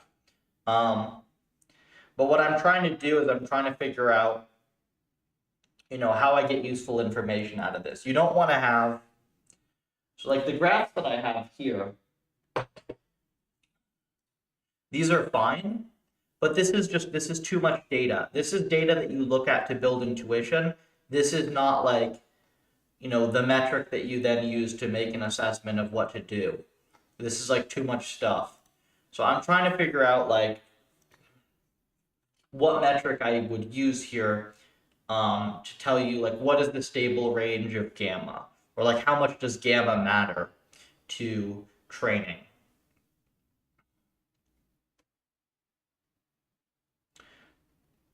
So basically, I'm thinking about a bunch of stuff at the moment, some of which maps to stats concepts that I may or may not remember, and the other, like, and part of which I'm sure is just like kind of new experimental analysis. This is kind of an interesting regime where you have this much data to be able to do this type of a thing.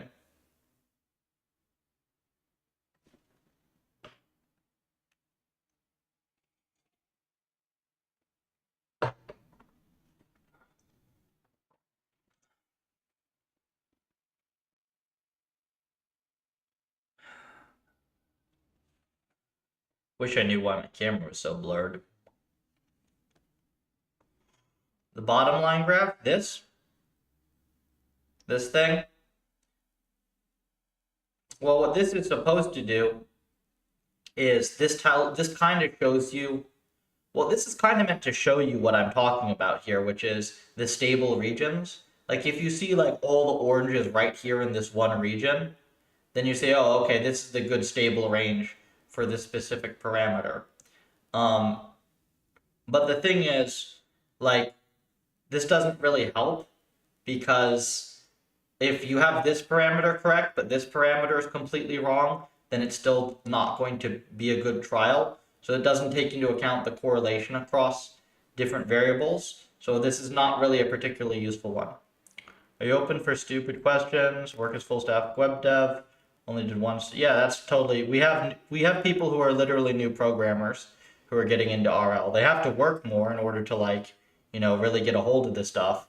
But there are a lot of new people in the Puffer Discord as well.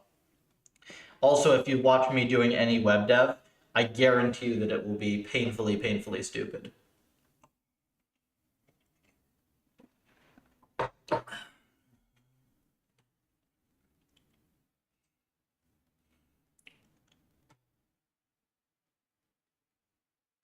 Okay, so this plot isn't good because, yeah, so you're not going to ever have a plot where all the values in this specific range are good because the other hyperparams can be wrong. But if you look at it like this, right, yeah, you're going to have a lot of failures even here, but you can clearly see this is the good range. So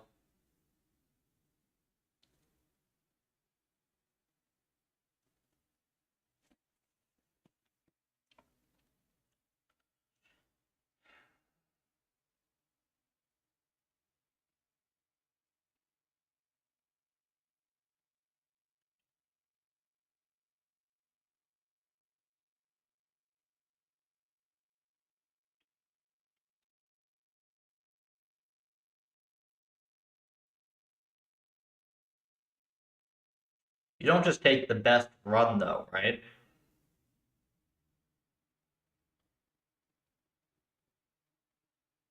That doesn't tell you anything.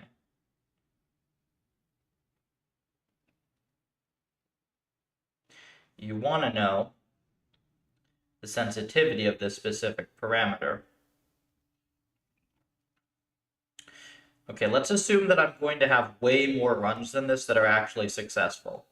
Because this is the other thing that is confusing me at the moment is I only have a few good points. The reason for that is bad sampling. Like, if it's sampling half of the runs from over here, half the runs are immediately dead, and then this happens, like, all over the place. So this is very bad. So let's assume that I have a ton of runs around here. Then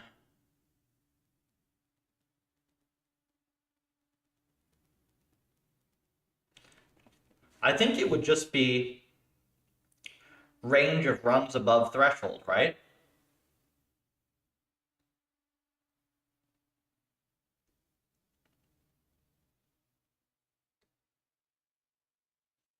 You specify a threshold,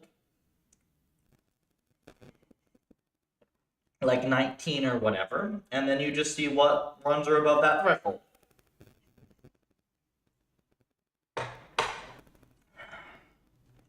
Okay. That actually could be something.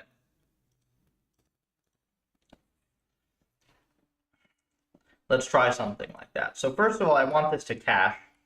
Um,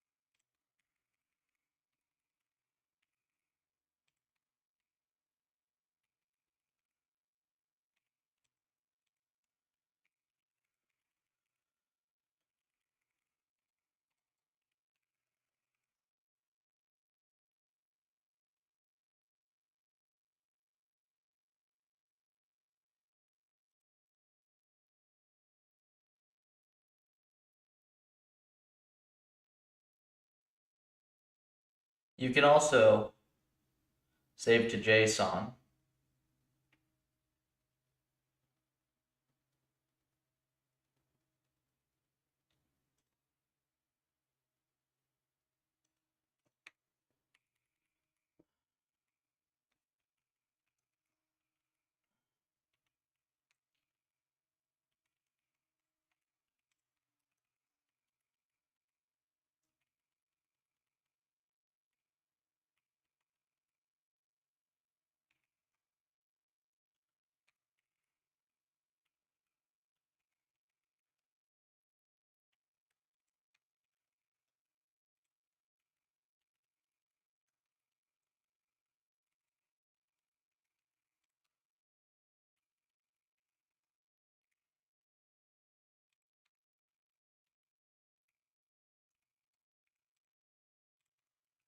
That's nice.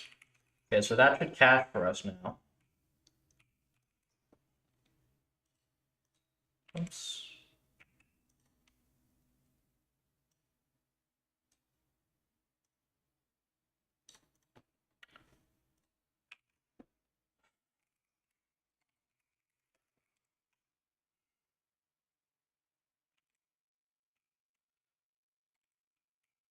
Actually, what you need to do is this actually goes up here. There. Okay, so now it should be refreshed. Yep, there we go. So now it's ultra fast. So these correlations on their own are not going to help me too much, I don't think.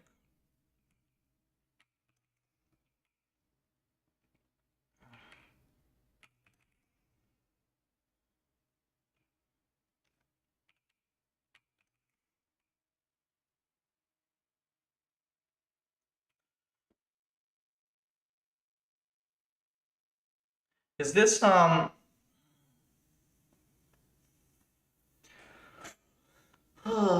not normally distributed.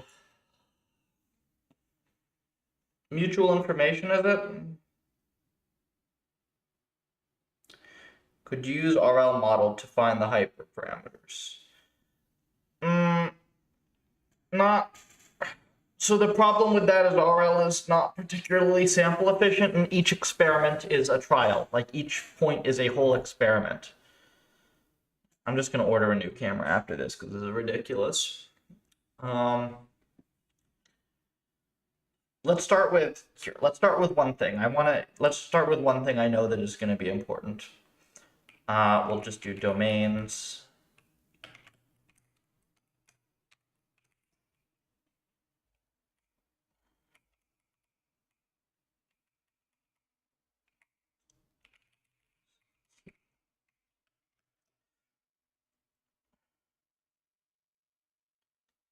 Let me figure out how we do this.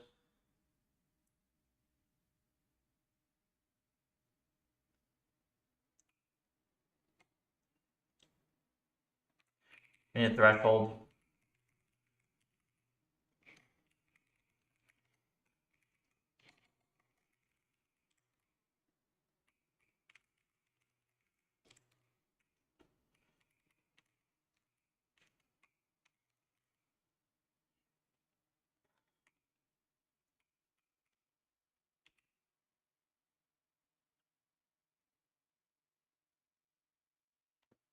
I actually don't know pandas at all. Let me.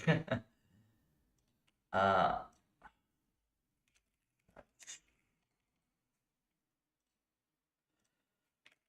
explore and x and pandas. Get the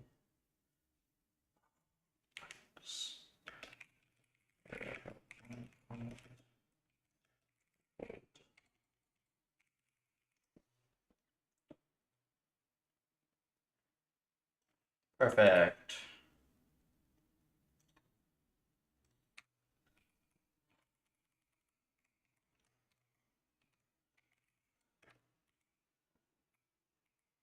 This is 4.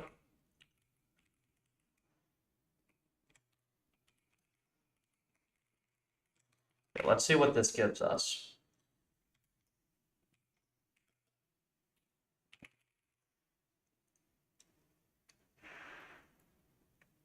Nice.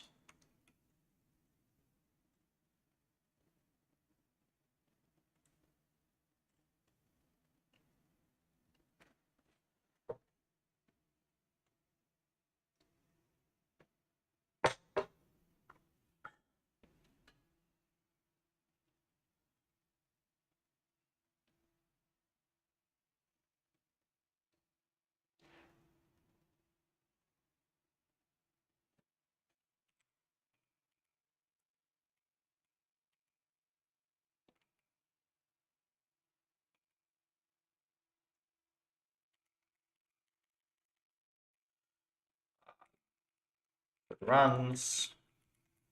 Then let's do domains.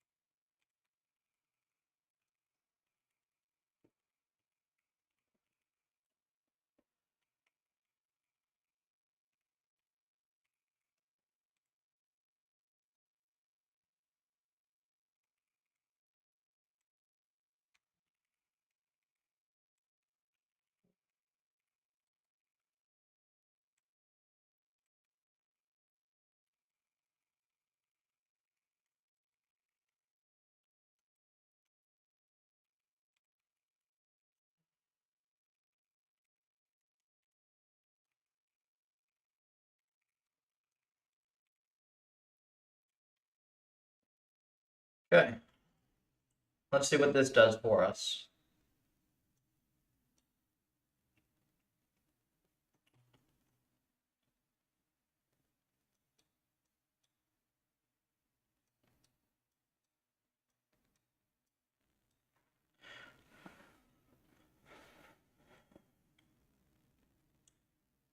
Okay, that kind of does something for us, right? If we just take basic stats, but only overruns above a certain threshold, then that should give us sensitivity, right?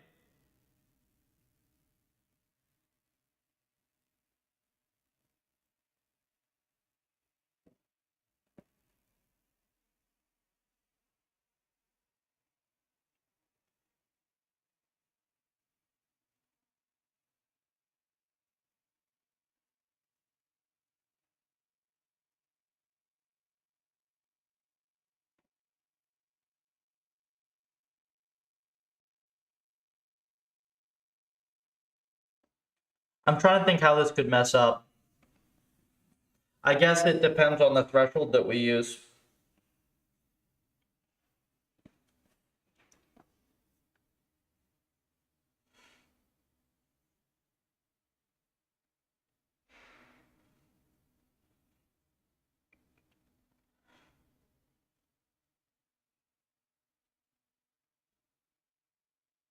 Oops.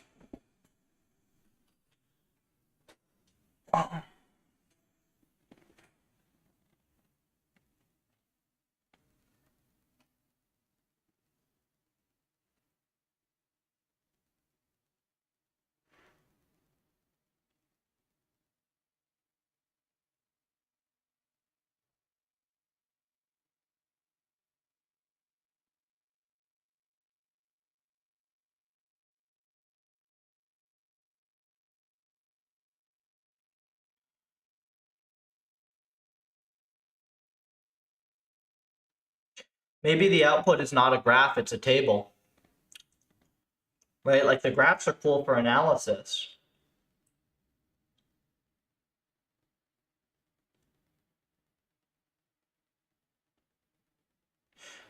We could do both.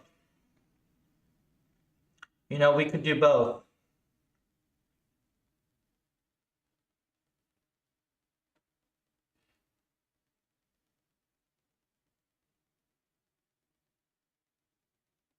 Imagine we have like for a bunch of different environments, right? You can get a table that tells we've done like 10,000 trials or whatever, or it depends on the algorithm we have. Maybe we only need a few thousand trials. And then we get the optimal hyperparameter values, but also their sensitivities, the ranges in which they're stable.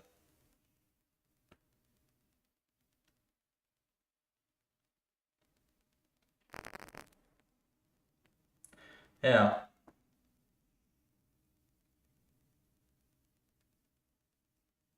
I like this.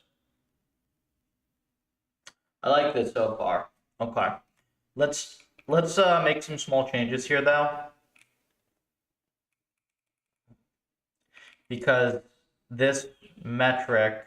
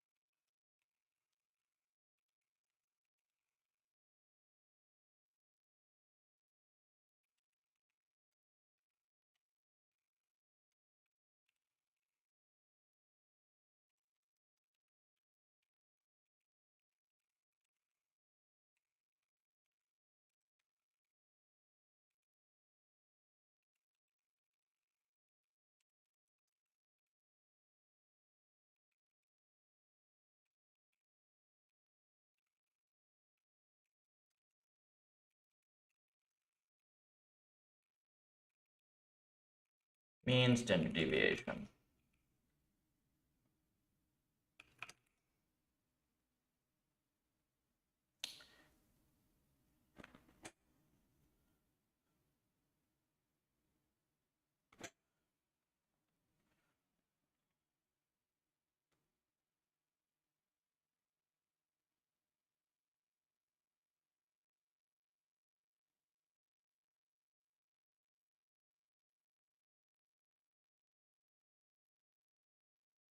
Min max mean standard.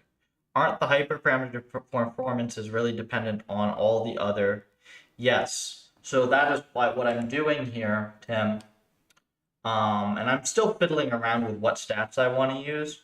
But my idea is, what if we just take all the runs above a certain threshold?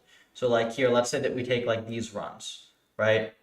And oops, we take the good runs, and then we take stats over the good runs, so we can see that, like, hey, if you want a run that's at least 10s4, your gamma should be in this range. But then for other ones of these, right, if we do like trained learning rate,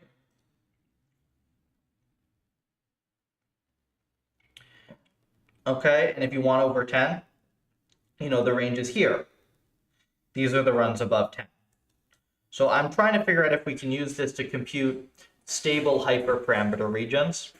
That doesn't mean that any run that you have that has this specific hyperparameter will be good. It means that basically if you're outside of this range, it's almost certainly going to be bad. And we can establish that with a pretty high degree of confidence if we have enough trials.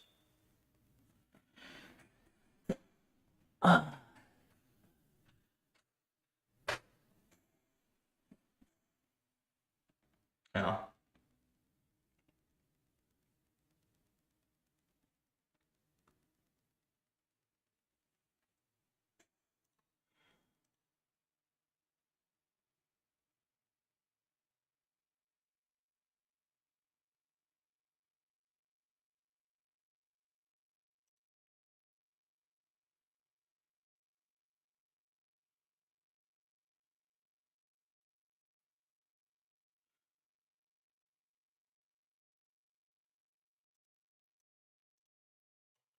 Right, so let's me think about this. So if we have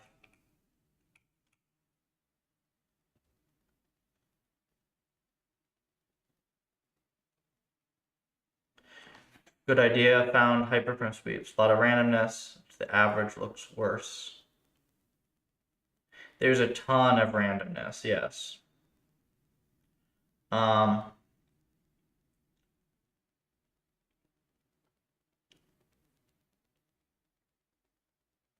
We might even have to do something more sophisticated than this as well, because there might end up just being weird outliers.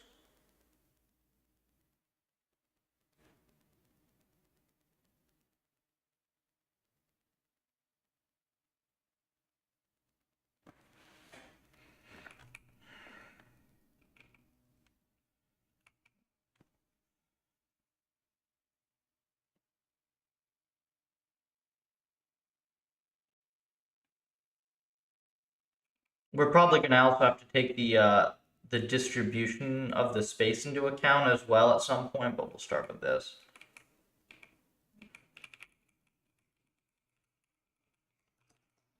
Let's do min max, mean standard deviation.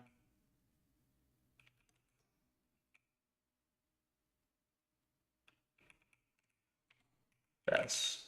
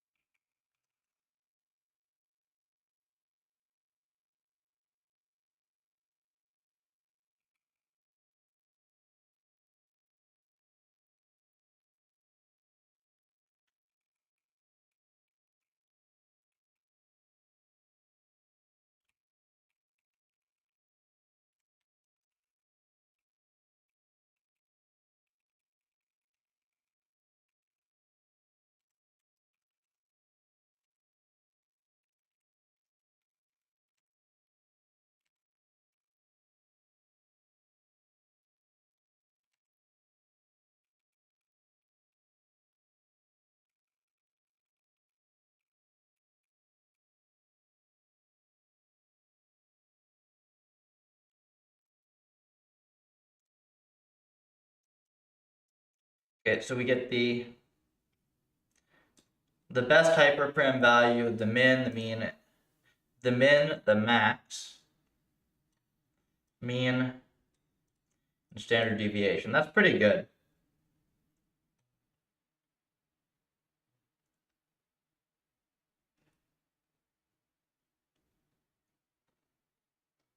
Of the good runs.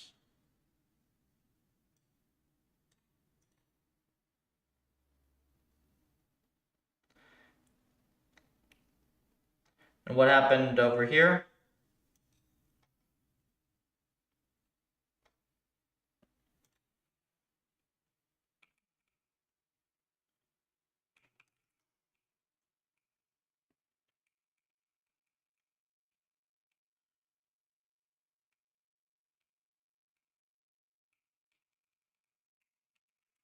That's just the summary.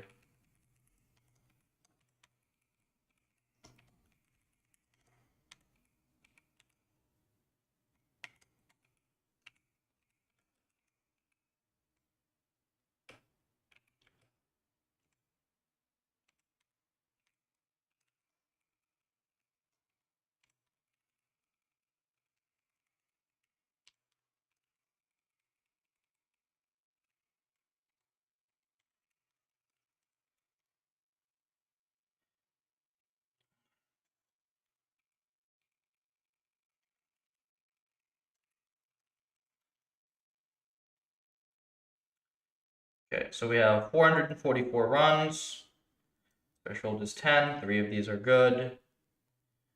Obviously, this is terrible ratio, but we'll fix that. Best is 19. The mean of the good runs is 14, and then the standard deviation of the performance is 3.2. Okay. And then we have all these parameters. I think literally just this information over, if you were to just put this information nicely in a table for sufficient trials, this would already give you a very clear picture.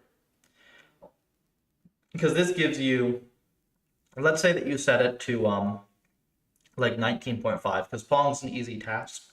So you're looking for, what parameters can solve Pong in like a fixed budget. Then you would be able to find stable regions for a lot of these parameters.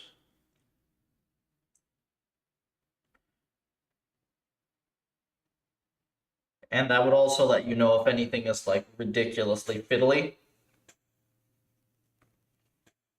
So yeah, I like that.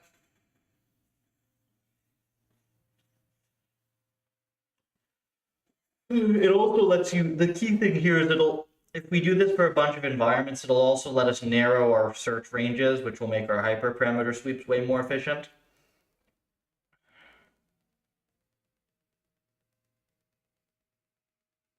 So that's pretty good overall.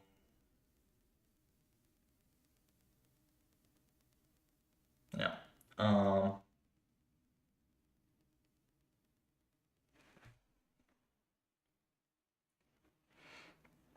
Best per possible. No, at the moment, the primary goal is to understand why it is that RL feels so janky in the first place, and to make RL feel way more stable and easy to use. So that requires primarily understanding. So here, maybe I haven't made this clear. Let's say that I clean up my hyperparam sweep ranges and stuff so that we do 10,000 runs, and let's say that we get 500 good runs in those, right?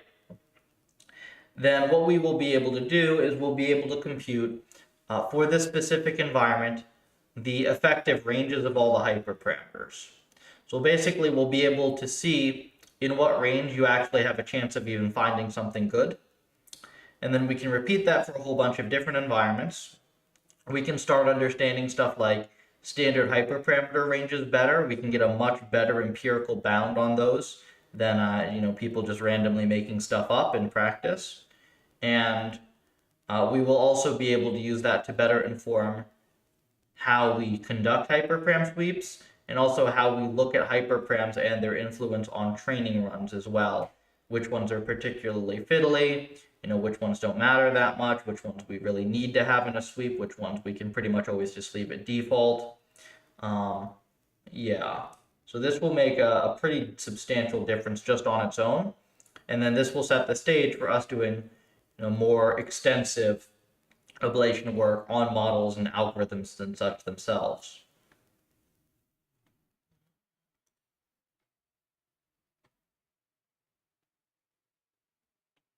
I like this, though. This is a good start. Now, the only thing I don't like is I don't like this correlation. I don't think this is useful.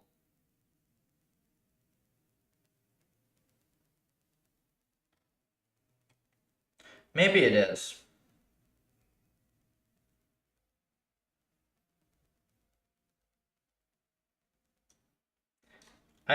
This has got to be the wrong metric, though, right?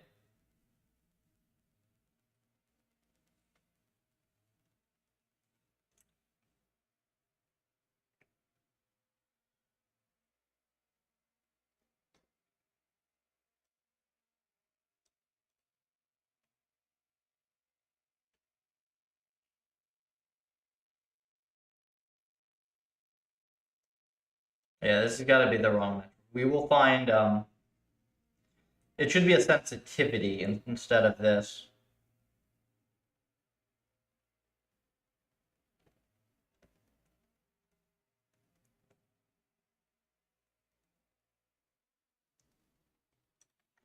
Let's try something here.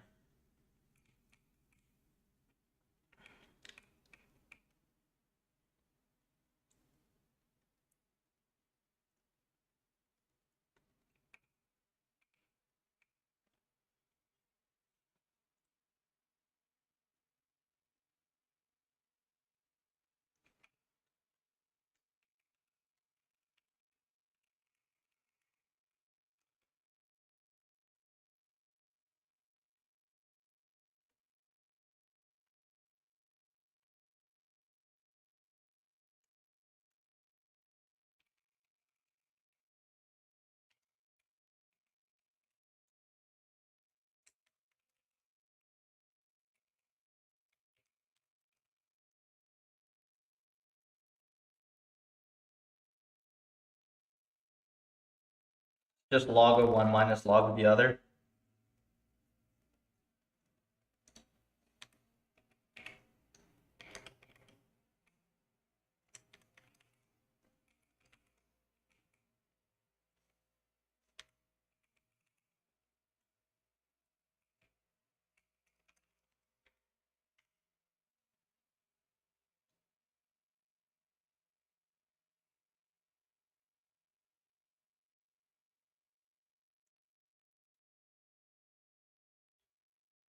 So I need a better metric.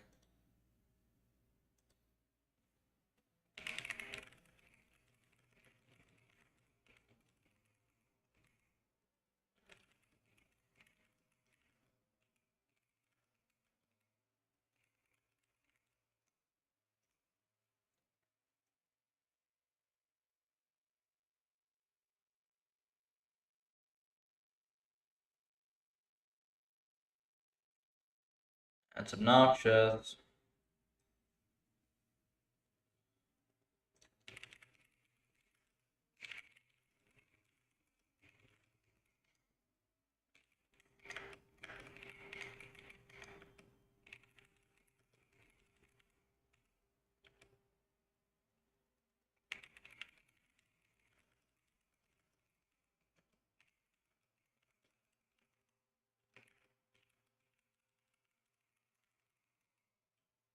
And just divide. Yeah, just 1 over that, right? Duh. Can this be negative? No, it can't, right?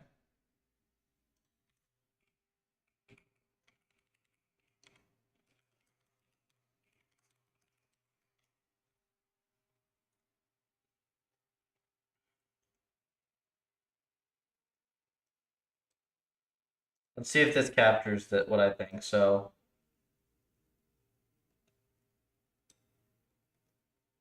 Entropy is 3.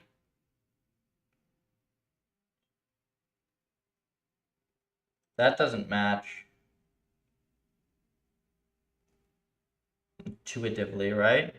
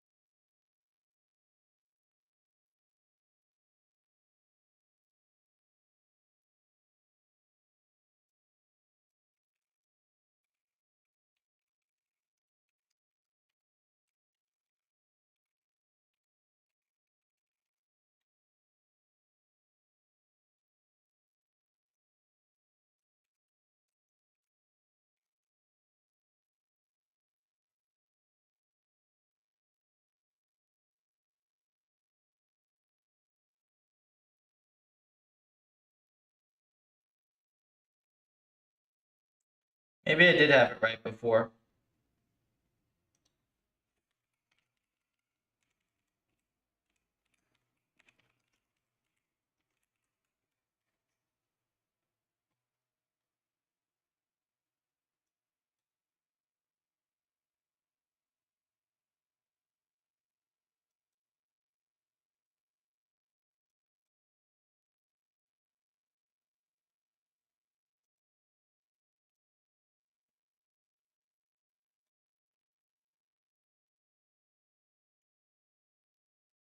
Oh, I'm stupid.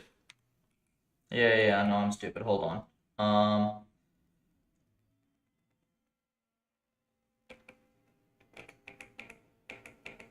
It is 1 over.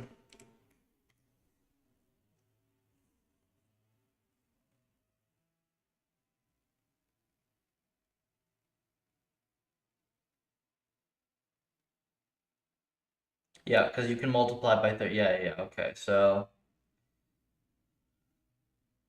the most sensitive parameter is gamma.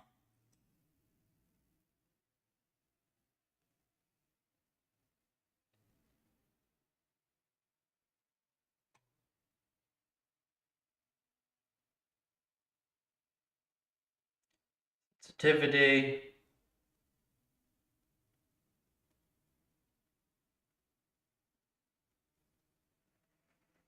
Yeah, this is good because this tells you.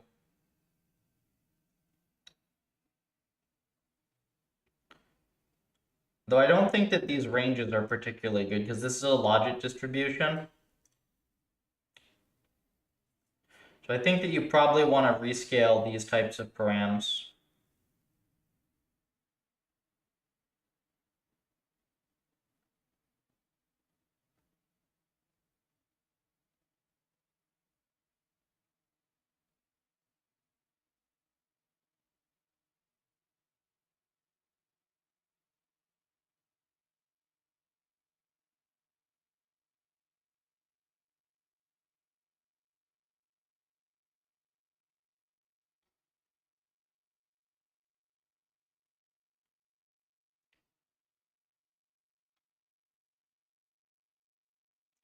This is good though.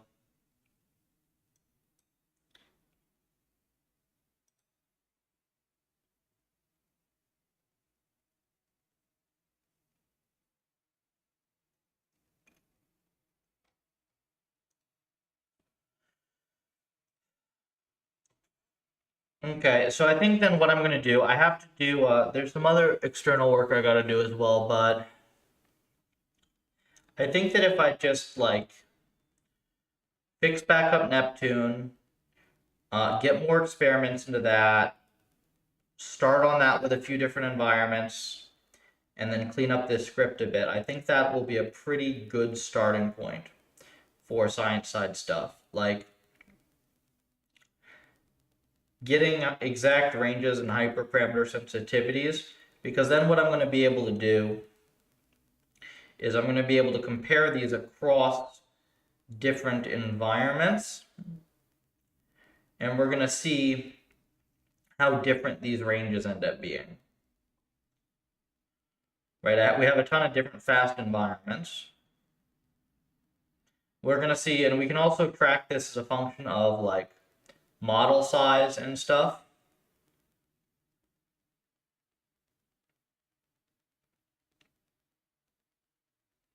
Yeah, this will be good.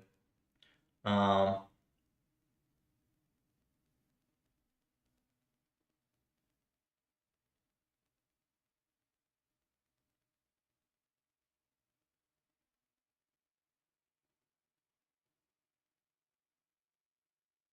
yeah, this will be good. Okay. I think that covers it for the morning. I will be back in the afternoon with probably continuing and finishing on this stuff. We will see.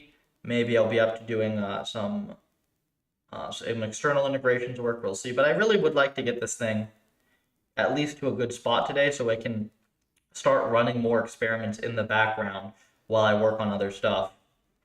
I think that's going to be very important. The one thing that is somewhat annoying with all this is it does kind of require that I switch stuff over to Neptune, which is a little bit more work because like you just don't get these data downloads as easily with WandB. You have to have like a whole mess of stuff just for WandB.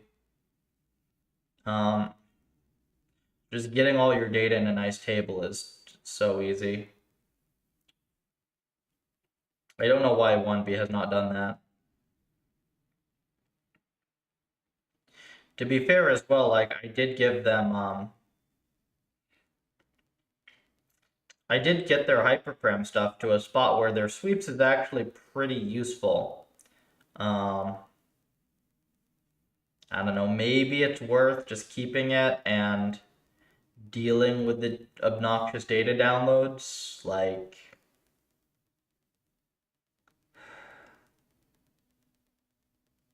that's such an annoying call to have to make.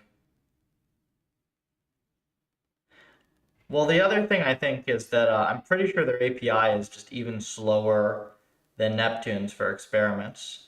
Like, generally, their API is just slower. So that's another point against them. We'll see. But anyways, for folks watching, there's going to be a lot of cool RL experiment stuff going on rather soon. If you're new around here, you can go ahead and actually all the links are just on puffer.ai. You can start the repository, helps us out a ton, help us get to 1.5K by the end of the year. Join the Discord, discord.gg/puffer, and you can follow me on X for more RL content. I'll be back later this afternoon. Hopefully I'll have decided on the whole Neptune thing by now. It's